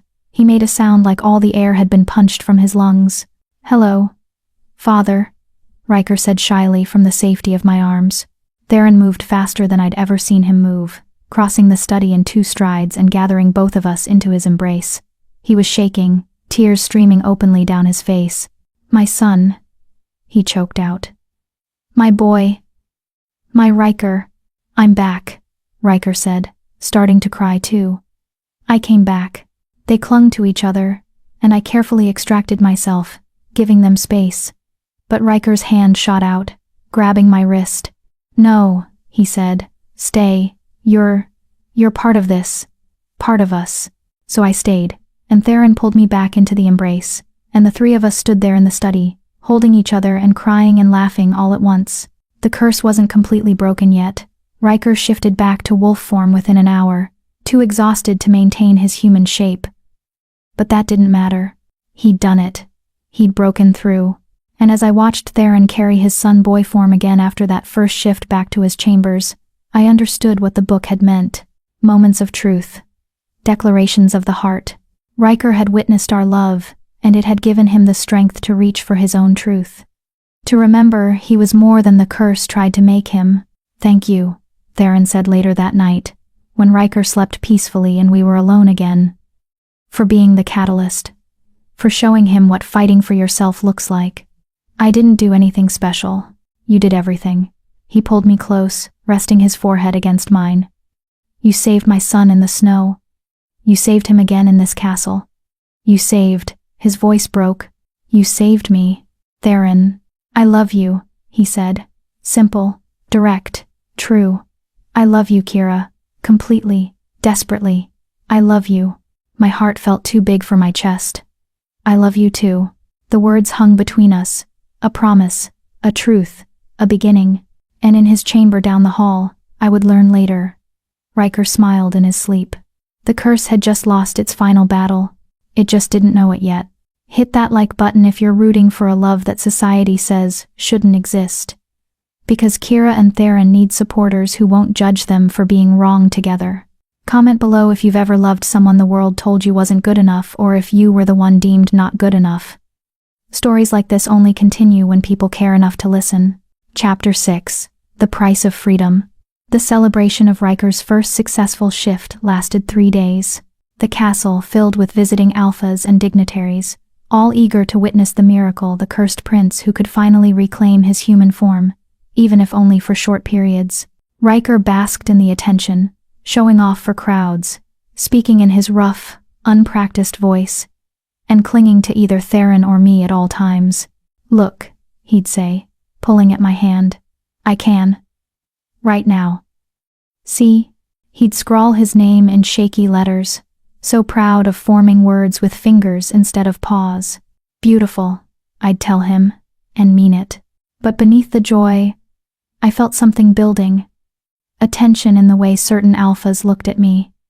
Whispers that stopped when I entered rooms, and Theron's increasing protectiveness, always positioning himself between me and the visiting dignitaries. On the 4th day, I found out why. I was in the library, my sanctuary, when Lady Morgana appeared. The High Priestess moved like smoke, silent and inevitable. "Kira," she said, settling into the chair across from me. "We need to talk." My stomach dropped. About what happens next?" She folded her hands primly. "Riker can shift now, but the curse isn't fully broken. He can only hold his human form for a few hours, before exhaustion forces him back. That's progress, certainly, but it's not freedom. We're working on it. Every day he gets stronger. Every day the kingdom gets more nervous," Morgana interrupted. "An alpha king whose heir is half-cursed is vulnerable. Enemies see weakness, allies see instability." "What are you saying?" "I'm saying the council has been meeting." Her ice-blue eyes held mine. "And they've come to a conclusion about what's needed to break the curse completely." The way she said it made dread crawl up my spine. "Tell me." The curse was laid with old lupine magic. The answer to the riddle love was correct, but curses of this magnitude don't break from love alone. They break from sacrifice. She leaned forward. "Specifically, they break when the one who provides the catalyst surrenders what they value most." "I don't understand." "Don't you?" Morgana's smile was sad. "You're the catalyst, Kira. Your presence weakens the curse. Your love gives Riker strength. But to break it completely, you have to leave." The words hit me like a physical blow. "No. The curse feeds on attachment. On dependence. As long as Riker relies on you to maintain his human form, the curse has roots. You have to sever those roots by removing yourself entirely." "That doesn't make sense. Love doesn't work that way. Old lupine curses do." Morgana pulled out a scroll, spreading it on the table. It was covered in the angular script I'd been learning. "This is the original curse documentation. Here," she pointed to a passage. "It says the binding will persist until the catalyst of love releases the beloved through willing sacrifice." I stared at the words, my mind racing. Sacrifice doesn't have to mean leaving. It could mean anything.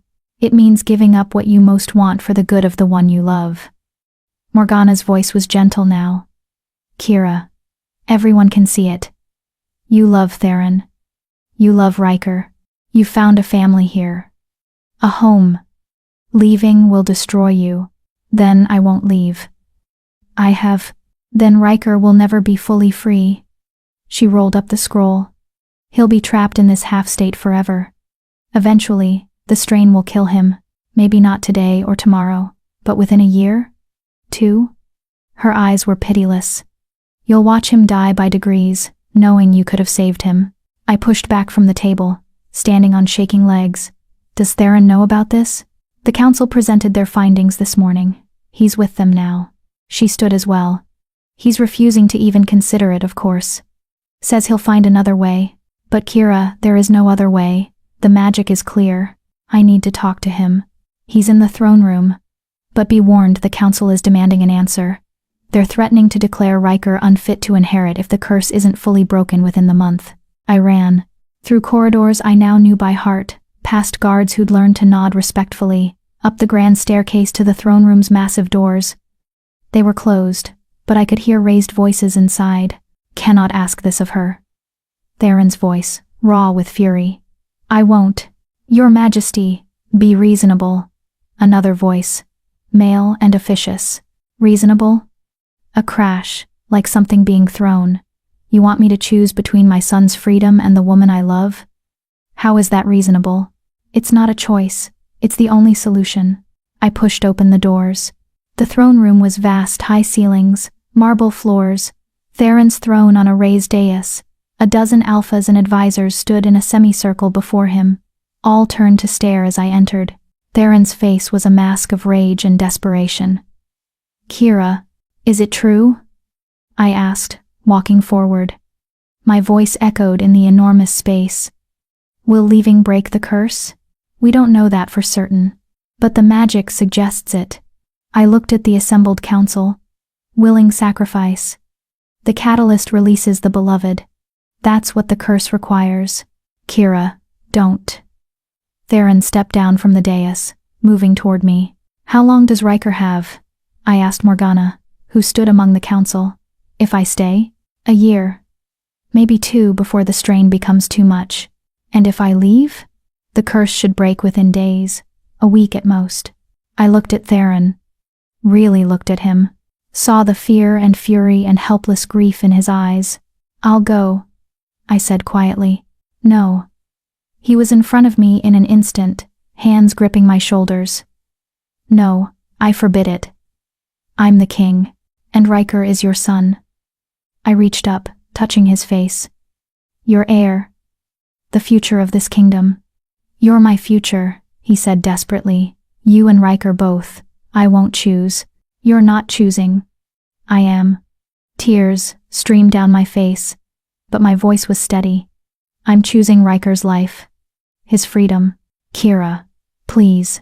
If I stay, I get to be happy for a year while watching him die. I forced the words out. Or I leave now, and he lives. He gets to grow up. To be the king he's meant to be. To fall in love and have children and live a full life. My voice broke. That's not a choice. That's just math. I can't lose you. His voice was wrecked. Not now. Not when I finally. I know. I kissed him, tasting salt from both our tears.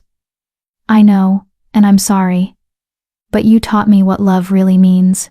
What choosing someone means. I pulled back, meeting his eyes. It means wanting their happiness more than your own. The council is satisfied with this solution, one of the alphas said. Cold. Detached. The broken she-wolf will leave within 3 days. That gives the prince time to adjust. Shut up. Theron's voice dropped into something deadly. All of you get out. Your Majesty. Out. The council fled. Even Morgana departed, though she gave me a long, measuring look before leaving. When we were alone, Theron pulled me against him, holding so tight I could barely breathe. There has to be another way, he said into my hair. Please, Kira. Please don't do this. I have to.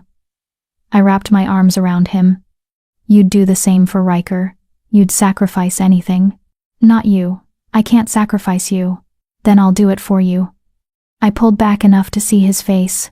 Let me do this. Let me save him. It's the only thing I can give him.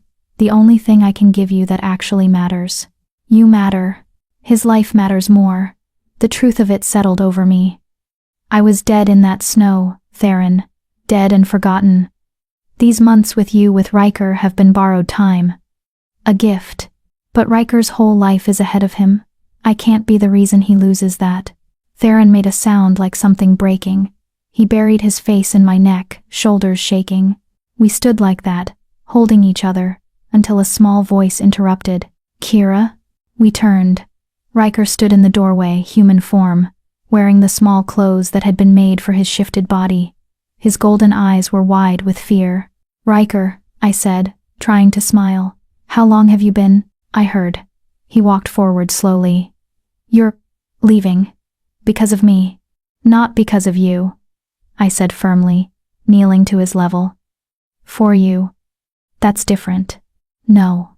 He shook his head, tears starting. No, I don't. I don't want you to go. I'll stay. I'll stay like this. Partly cursed.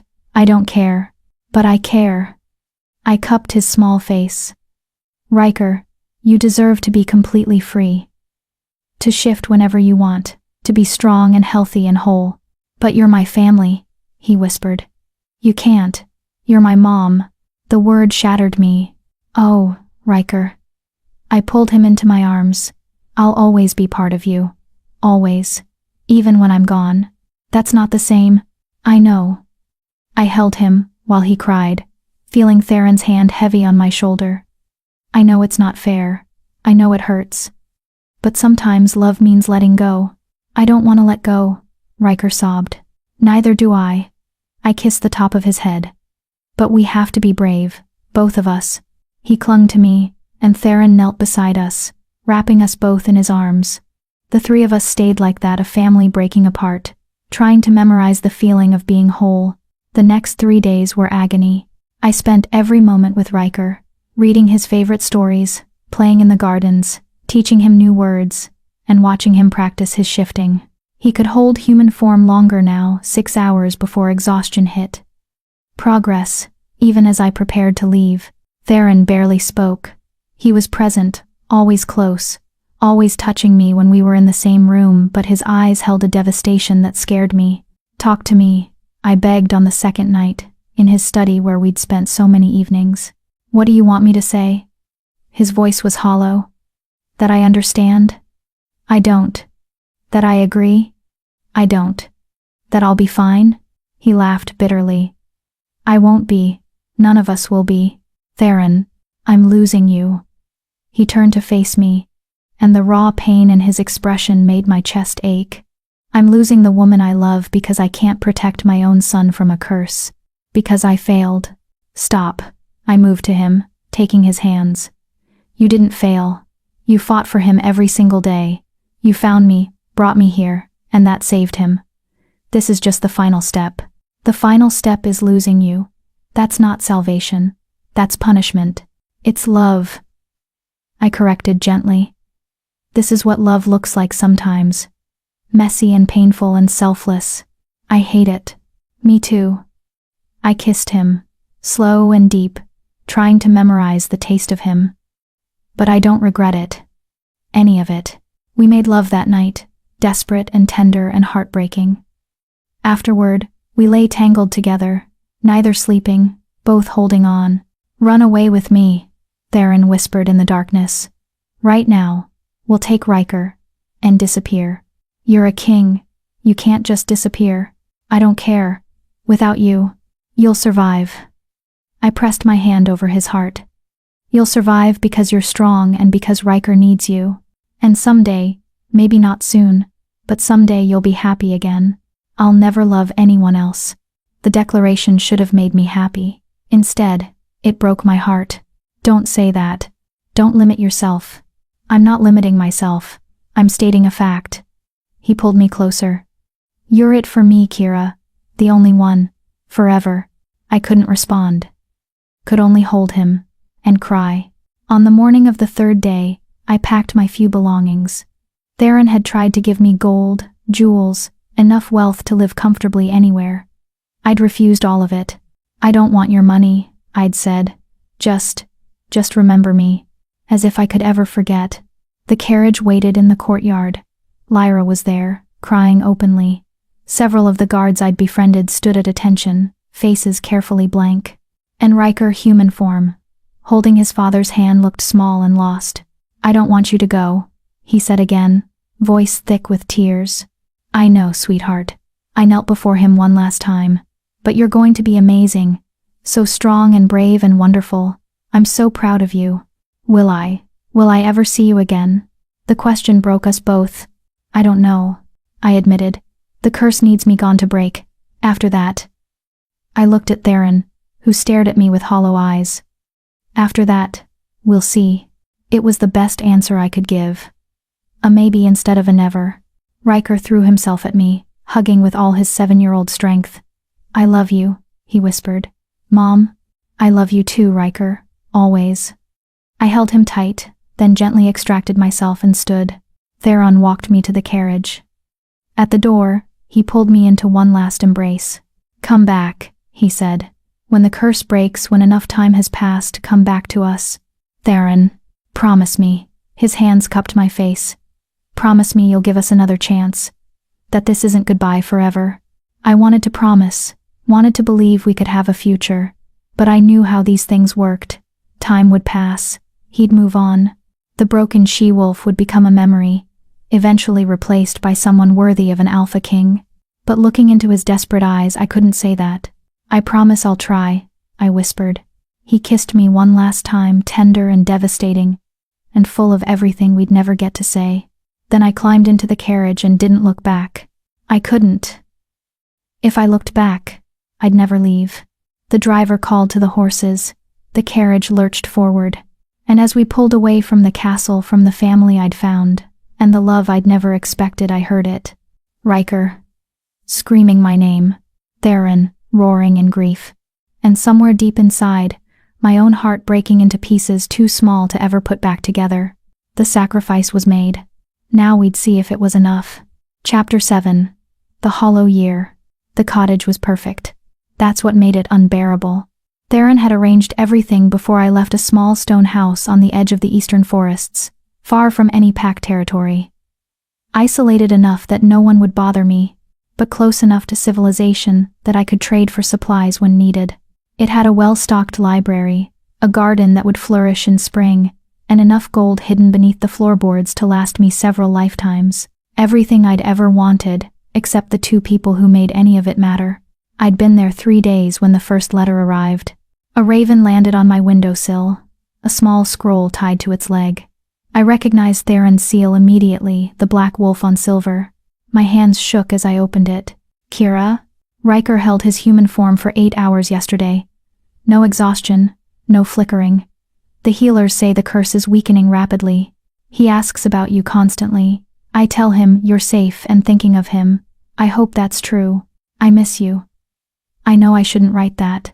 I know this separation is necessary, but I can't pretend I don't feel the absence of you like a missing limb. Yours always, T. I read it 17 times before I could bring myself to write back. My response was short, safe. I told him I was glad about Riker's progress. I didn't mention that I cried myself to sleep every night, or that the cottage felt like a beautiful tomb, or that I woke up reaching for him and found only empty space. Some truths were too raw to share. The letters continued. Once a week at first, then more frequently. Theron told me about Riker's progress, how he could shift at will now, how his strength was returning, how he was catching up on the childhood the curse had stolen. He told me about the kingdom, about political maneuverings and visiting dignitaries and the endless responsibility of being king. He never mentioned moving on, never said he'd found someone else, but he also never asked me to return. And slowly, painfully, I started to build a life in my isolation. I tended the garden, coaxing vegetables from the rich soil. I read everything in the library, then traded for more books in the nearest village, a half-day's walk. I taught myself to cook properly, to mend clothes, to exist in the quiet solitude of my own company. I learned to be alone. But I never learned to stop hurting. 6 weeks after I left, a different raven arrived. This one bore Morgana's seal, the crescent moon of the priestesses. "Kira, the curse is broken. Completely. Riker is free." I thought you should know. The kingdom celebrates, the council is satisfied, and the Alpha King has not smiled once since you left. Whatever that's worth.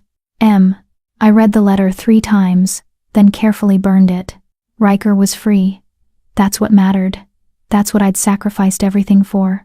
The fact that my heart felt like it was being crushed in a vice, that I sobbed until I couldn't breathe, that was just the price of love.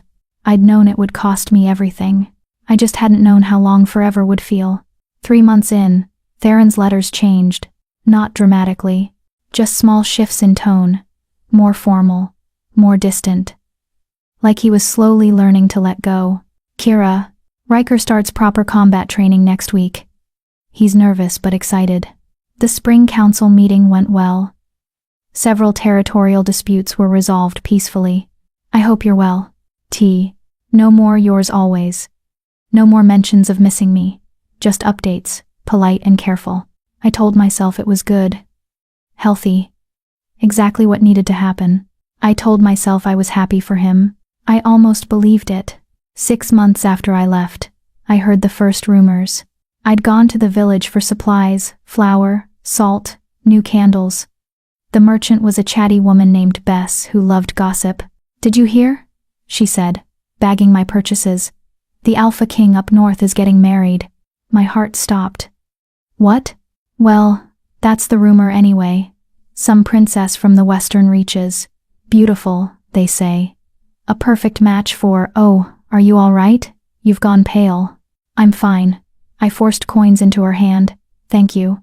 I made it halfway back to the cottage before I had to stop and vomit into the bushes. Married.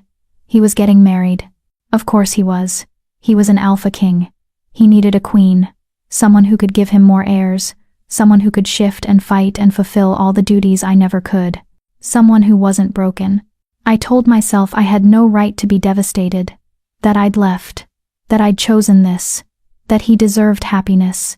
But knowing something intellectually and accepting it emotionally were 2 very different things. That night, I didn't write back to his latest letter. Or the one after that. What was the point? He was moving on, building a new life. He didn't need letters from the woman who used to matter. 8 months in, Lyra appeared at my door.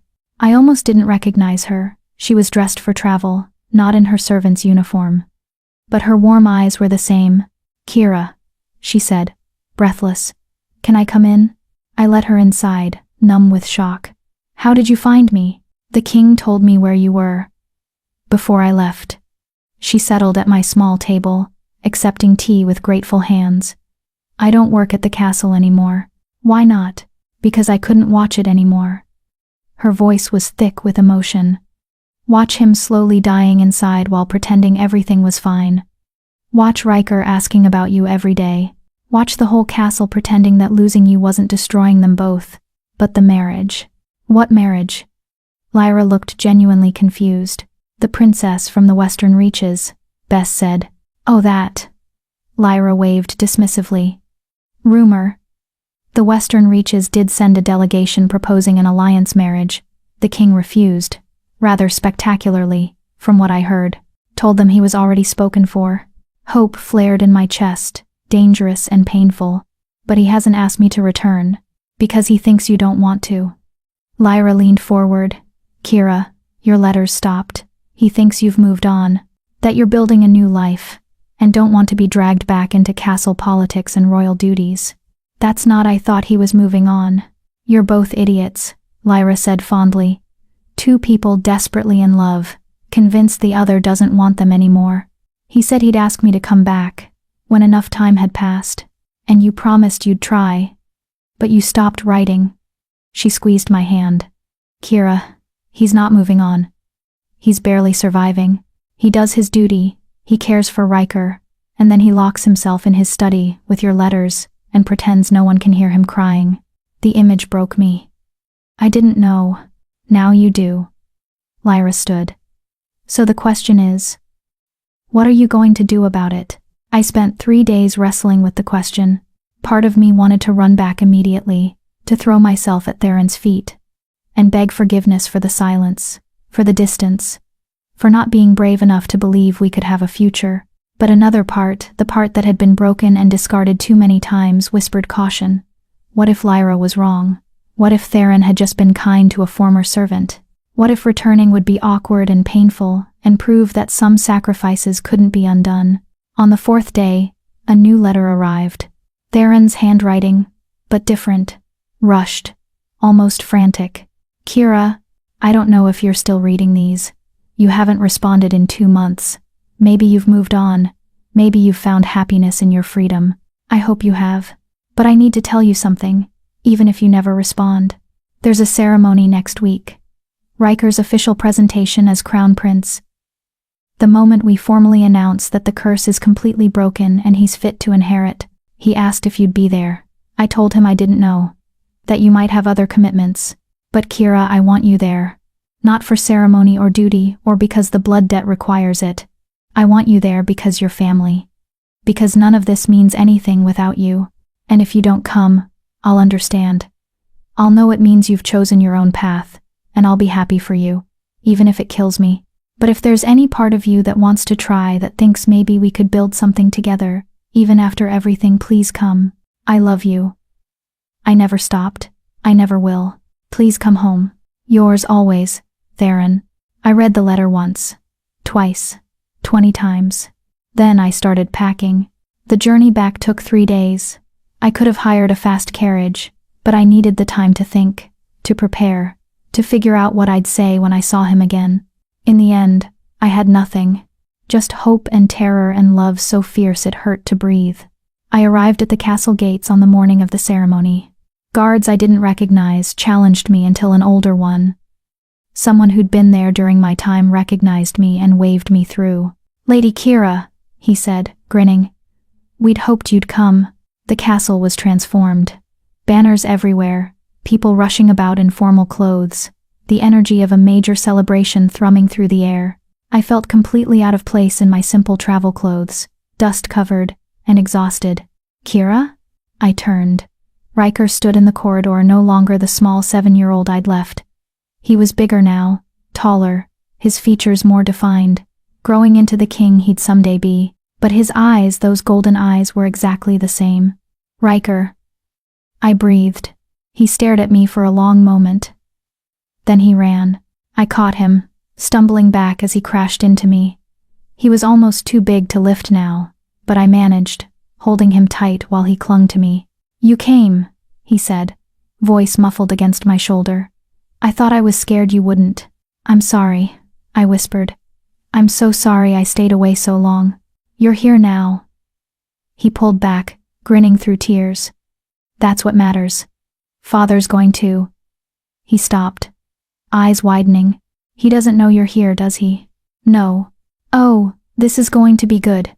Riker grabbed my hand. Come on. The ceremony starts in an hour. You need to. Riker, I look terrible. Lyra, he bellowed. The former servant appeared from around a corner, smiling like she'd expected this. Thought you might need help. Come on, I kept your old chambers ready, just in case. They dragged me through the castle, Riker chattering the whole way about everything I'd missed. His training, his studies, the new foal in the stables he'd named after me. You named a horse Kira? She's beautiful and stubborn and doesn't listen to anyone, he said matter-of-factly. Just like you, despite everything. I laughed. Lyra worked miracles. Within 40 minutes, I was clean, dressed in a gown that fit perfectly deep green, elegant but not ostentatious, and my hair was arranged in a style that made me look almost regal. He's going to lose his mind, Lyra said, stepping back to admire her work. What if this is a mistake? I asked suddenly. What if too much time has passed? What if… Kira, she gripped my shoulders. Stop. You love him, he loves you. Everything else is just details. Easy for her to say. She wasn't about to walk into a throne room full of alphas and dignitaries and face the man she'd abandoned. But I'd come this far. I could be brave for a little longer. The throne room was packed, every seat filled, people standing along the walls. The air buzzed with anticipation. I slipped in through a side entrance, staying near the back. No one noticed me, all eyes were on the front, where Theron stood beside his throne. He looked older. Not much, but there were lines around his eyes that hadn't been there before. A weight to his shoulders that spoke of lonely months and heavy responsibility. He wore full royal regalia, black and silver, a crown of twisted metal that looked more like a burden than an honor. And he looked exhausted. The ceremony began. Formal words about bloodlines and duty and the future of the kingdom. Riker was presented, and he stood straight and proud, every inch the prince he was meant to be. And with the curse fully broken, the herald announced, Prince Riker is confirmed as the crown prince and heir to the Northern Summit. Applause thundered through the room. Theron placed a smaller crown on Riker's head, a circlet of silver. Then he spoke, voice carrying through the enormous space. My son has faced darkness that would break most adults, he said. And he survived because of courage, determination, and... His voice cracked almost imperceptibly. And because someone believed in him when no one else could. Riker was scanning the crowd, clearly looking for me. This someone taught him that being trapped doesn't mean being lost, Theron continued. That love is worth fighting for. That sacrifice is sometimes the truest form of strength. He paused. I wish she were here to see this moment. To see the man her courage helped create. Father, Riker said, loud enough to be heard. She is here. Theron's head snapped up. What? Riker pointed directly at me. She came. Every head in the room turned. Theron's eyes found mine across the distance, and the expression on his face, shock and hope and desperate relief, made my knees weak. Kira, he breathed. And then he was moving, stepping down from the dais, crossing the throne room with long strides. The crowd parted before him. He stopped in front of me, close enough to touch but not touching, like he was afraid I'd disappear if he reached for me. You're here, he said. I got your letter. I didn't think I thought you'd moved on. Never. The word came out fierce. I stopped writing because I heard you were getting married. I thought you didn't need. I'm not getting married. He did touch me then, hands cupping my face. There's only you. There's only ever been you. I'm sorry I stayed away so long. I was scared. I know. I was scared too. His thumb brushed my cheek. But you're here now. I'm here now, I confirmed. He kissed me. Right there, in front of the entire court. The Alpha King kissed me like I was air and he'd been drowning. The throne room erupted gasps and whispers and shocked exclamations. I didn't care. I kissed him back, pouring a year of loneliness and longing into it, and felt pieces of my broken heart start to knit back together. When we finally broke apart, Theron rested his forehead against mine. Don't leave again, he whispered. Please, I can't survive losing you twice. I won't, I promised. I'm home, finally. Mom.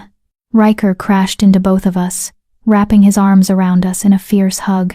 You came back, he said, laughing and crying at once. You really came back. Of course I did, I said, holding him tight. I promised I'd try, remember? Is that a yes?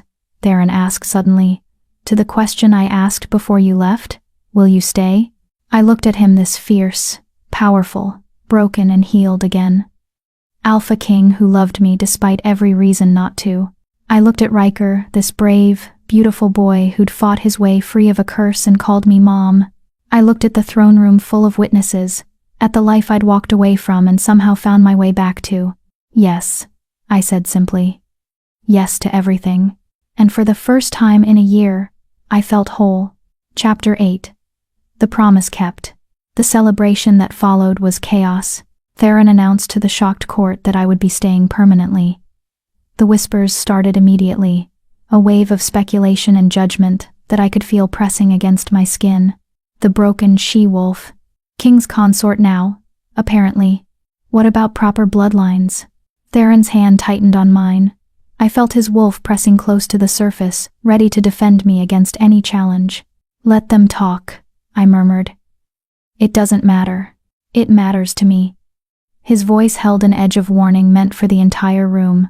But before he could make any dramatic declarations, Riker stepped forward. At 9 years old, the growth spurt from breaking the curse had been dramatic. He had his father's commanding presence. If anyone has a problem with Kira being here, he announced, voice clear and strong, they can take it up with me. She saved my life. She's my family. And, He looked at the assembled alphas with a challenge in his golden eyes. She's going to be queen. The room went dead silent. I froze. Riker. What? He looked genuinely confused. You are, aren't you? Father said. I said I wanted to ask her properly. Theron interrupted, shooting his son a look that was half exasperation, half amusement. Not have you announce it to the entire kingdom before I'd even… Oh. Riker's face flushed. Sorry. I got excited. Despite the tension, despite the hundreds of eyes on us, I laughed.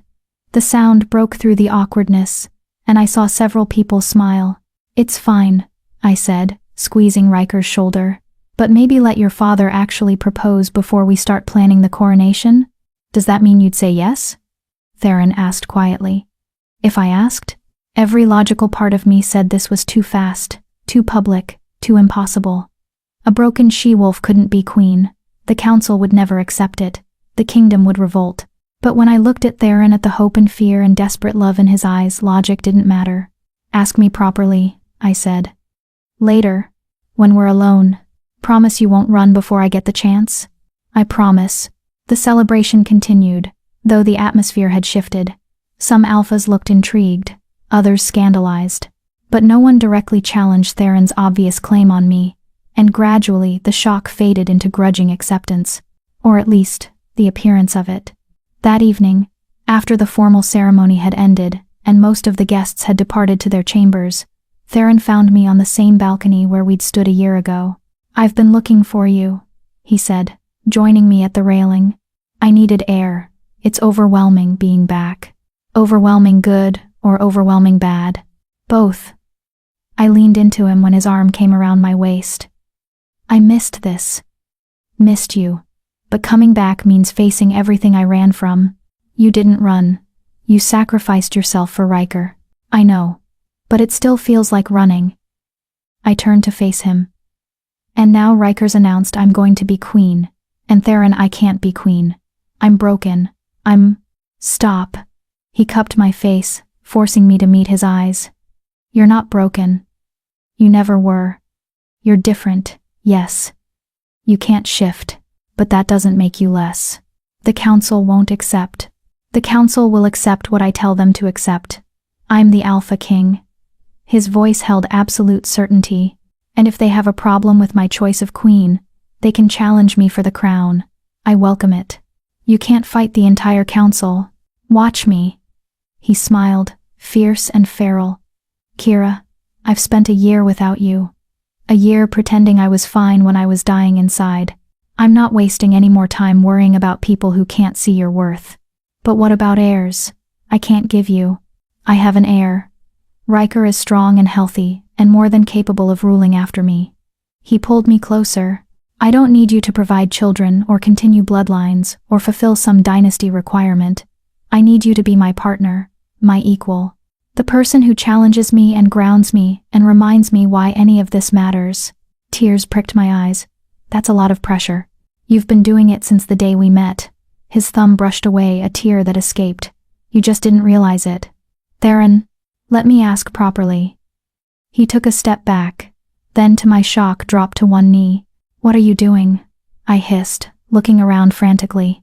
Asking you to marry me. He pulled out a ring, simple silver with a single dark stone that caught the moonlight. I know it's fast. I know the kingdom will have opinions. I know there will be challenges and difficulties and people who say you're not qualified. He looked up at me with eyes full of love. But I also know that you're the bravest, most intelligent, most compassionate person I've ever met. And I know that I want to spend every day for the rest of my life proving you made the right choice. Theron. Kira of Thornvale, will you marry me? Will you be my queen, my partner, my mate? His voice dropped to something raw and vulnerable. Will you choose me, the way I choose you? Every day, for the rest of our lives.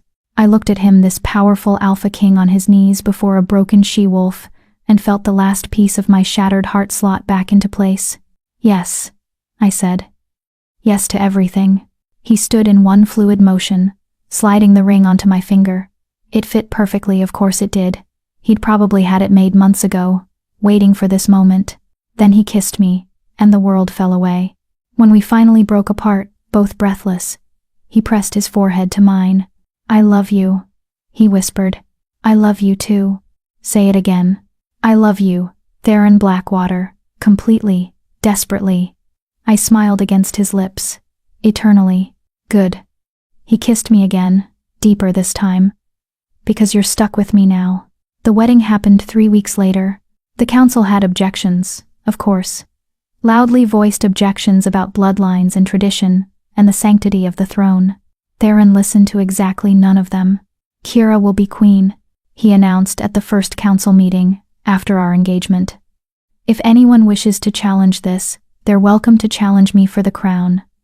Otherwise, start planning a coronation." No one challenged. The wedding itself was smaller than a royal wedding should have been.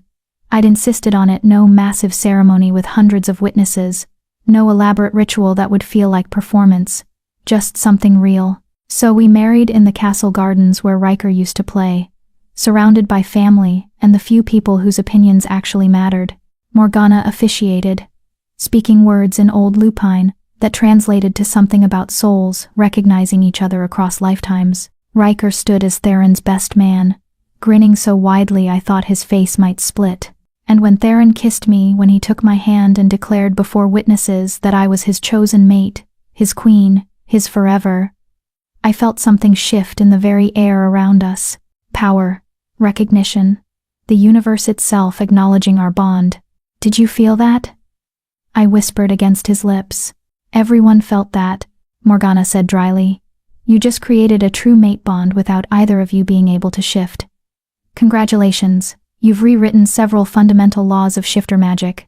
"Is that bad?" I asked nervously. "It's unprecedented." She smiled, genuine warmth for once. "Which means it's exactly right for you two." The celebration afterward was joyful and warm. No formal receiving lines or political maneuvering. Just food and music and people who actually cared about us. I danced with Theron, with Riker, with Lyra, who cried through the entire thing. And late in the evening, when most of the guests had departed, I found myself back on the balcony with my new family. "Queen Kira," Riker said, testing the title. "It sounds right." "It sounds terrifying," I corrected. "You'll be amazing," Theron assured me, arm around my waist. "You already are." "I don't know the first thing about being queen." "You know how to see people," he interrupted. "Really see them, beyond their status or abilities or what they can offer. That's the most important thing a ruler can do." "Your father's right," Riker added. "You saw me when I was trapped. You saw him when he was drowning in grief. You see everyone, except myself, apparently," I murmured. "That's what we're here for," Theron said. "To remind you who you are, what you're worth." He kissed my temple. "Always." We stood there, the three of us, watching the stars emerge. A family forged in impossible circumstances. A love that had survived curses and separation, and every reason not to exist. And I realized something. I wasn't broken anymore. Maybe I never had been. Maybe I'd just been waiting to find the people who could see me whole. 3 months later, the knock on my study door was hesitant. Unusual, most people in the castle had learned I preferred direct communication. "Come in," I called, setting aside the treaty I'd been reviewing. A young woman entered, maybe 18, with silver hair and uncertain eyes. She wore traveler's clothes, dusty from the road. "Your Majesty," she said, curtsying awkwardly. "I'm sorry to intrude. I was told. Someone said you might understand my situation." "Sit," I invited, gesturing to the chair across from my desk. "What's your name?" "Sarah," she settled nervously. "I'm from the Southern Territories. I came because I heard about you, about a queen who can't shift but rules anyway." My heart clenched. I knew where this was going. "What's your situation, Sarah?" "I can shift," she said quickly. "That's not the problem. The problem is..." She took a shaky breath. "I have 3 forms." I blinked. 3? Most shifters have 1 animal form, right? Wolf or bear or cat, whatever their bloodline carries. Her hands twisted in her lap. "But I have 3 different forms, and everyone says that means I'm cursed or defective, or..." Her voice broke. "My pack cast me out, said I was too unstable to keep around." 3 forms. The words echoed in my mind, connecting to something Morgana had mentioned once about old bloodlines and forgotten magic. Show me, I said gently. What? Your forms, show me. Sarah looked terrified, but she stood. Her body shimmered, and suddenly a white wolf stood before me. Then the wolf shifted, becoming a silver fox. Then the fox became a snow leopard. Each form was beautiful, powerful, unique. That's incredible, I breathed. Sarah shifted back to human, eyes wide. You're not horrified? Why would I be horrified? You have an amazing gift. It's not a gift. It's a curse. No one can be 3 things at once. Why not? I interrupted. Who made that rule? She stared at me. Sarah, I can't shift at all. By every law of shifter society, I shouldn't exist. And yet, I gestured around the study. Here I am, Queen of the Northern Summit, happily mated to an Alpha King, raising a crown prince. I leaned forward. The rules aren't absolute. They're just comfortable lies people tell themselves. But how do I live like this? How do I make people accept? You don't make them accept anything. I smiled. You live your truth, and you surround yourself with people who see your worth. The rest will either figure it out, or they won't. But that's their problem, not yours. Sarah's eyes filled with tears. I don't know how. Then stay, I offered. Stay here for a while. Figure out who you are when you're not being judged. Learn to see your 3 forms as strengths instead of flaws. You'd let me stay? Just like that? I was once where you are, I said quietly, broken and lost, and convinced I was worthless. Someone gave me sanctuary. I'm just paying it forward. She dissolved into tears, relief, and gratitude and hope all mixed together. As I comforted her, I caught sight of Theron in the doorway. He'd been listening, a small smile on his face. You're going to collect every outcast in the kingdom, aren't you? He said after Sarah had left to get settled. Maybe. I moved into his arms. Is that a problem? Not even slightly. He kissed me softly. You're building something, you know.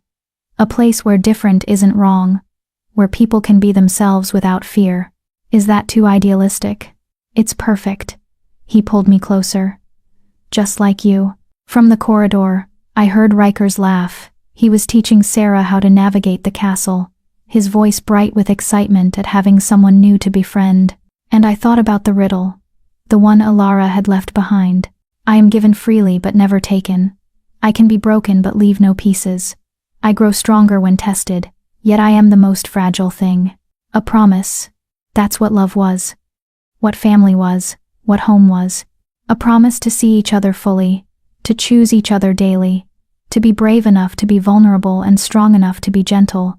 I'd kept my promise to Theron, to Riker, to myself, and in keeping it, I'd found something I thought I'd lost forever. I'd found my pack. Subscribe if you believe outcasts deserve happy endings too. Because there are real people out there feeling broken, feeling worthless, feeling like Kira did, who need to see that different doesn't mean damaged. Share this story with someone who needs to hear it. Drop a comment if Kira's journey broke you and rebuilt you at the same time. Your engagement tells YouTube that stories about the unlovable becoming loved actually matter. Epilogue. 1 year later. The girl arrived in the middle of a snowstorm, half frozen and desperate. She had silver hair that marked her as Southern territory, and eyes that shifted colors, blue one moment, green the next, amber the third. Please, she gasped, when the guards brought her before me. I need sanctuary. My pack, they say I'm cursed because I have 3 forms. They were going to. She couldn't finish. I exchanged glances with Theron, who nodded. We'd been expecting this or someone like her. Word had spread about the Northern Summit's unusual queen and her habit of sheltering the broken ones. What's your name? I asked gently. Sarah, she whispered. The same Sarah who'd arrived a year ago? No, this was someone new. Someone who needed help just as desperately as I once had. You're safe here, I promised. No one will hurt you. As guards led her away to be fed and warmed, Morgana appeared at my elbow. Another lost soul for your collection? She asked, but there was warmth in her voice. Someone who needs a chance, I corrected. She has 3 forms, Morgana said quietly. Do you know what that means? That she's special? That she's the last of an ancient bloodline. One that was supposed to be extinct. The priestess looked thoughtful. 3 forms. 3 versions of self. It said such shifters can see truth in ways others cannot, can recognize lies, see through glamours, perceive the heart beneath all masks. That sounds useful. It sounds dangerous. To those who rely on deception. Morgana smiled slightly. Keep her close, Queen Kira. I suspect she'll be important. I thought about that as I returned to my chambers, where Theron and Riker were arguing good-naturedly about battle strategy. Thought about a girl with 3 forms, and the ability to see truth. Thought about how many more lost souls might find their way to our castle. We'd built something here. Not just a kingdom, but a refuge. A place where being different wasn't a death sentence. And if I'd learned anything from my own story, it was this. Sometimes the broken things become the most beautiful. Sometimes the outcasts become the heroes.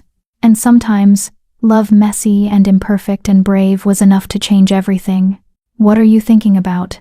Theron asked, pulling me into his lap. The future, I said honestly. All the people we might help. All the stories still to be told. Sounds exhausting. Sounds like purpose. I kissed him softly. Sounds like home. Riker groaned. Can you two stop being romantic for 5 minutes? We have a kingdom to run. We have a kingdom to run, Theron corrected. Because of the romance. Remember that when you're older. I'm never falling in love, Riker declared. It makes people weird. We'll see, I said, smiling at Theron. And somewhere in the castle, a girl with 3 forms slept peacefully for the first time in months. Her story was just beginning, but that's a tale for another time.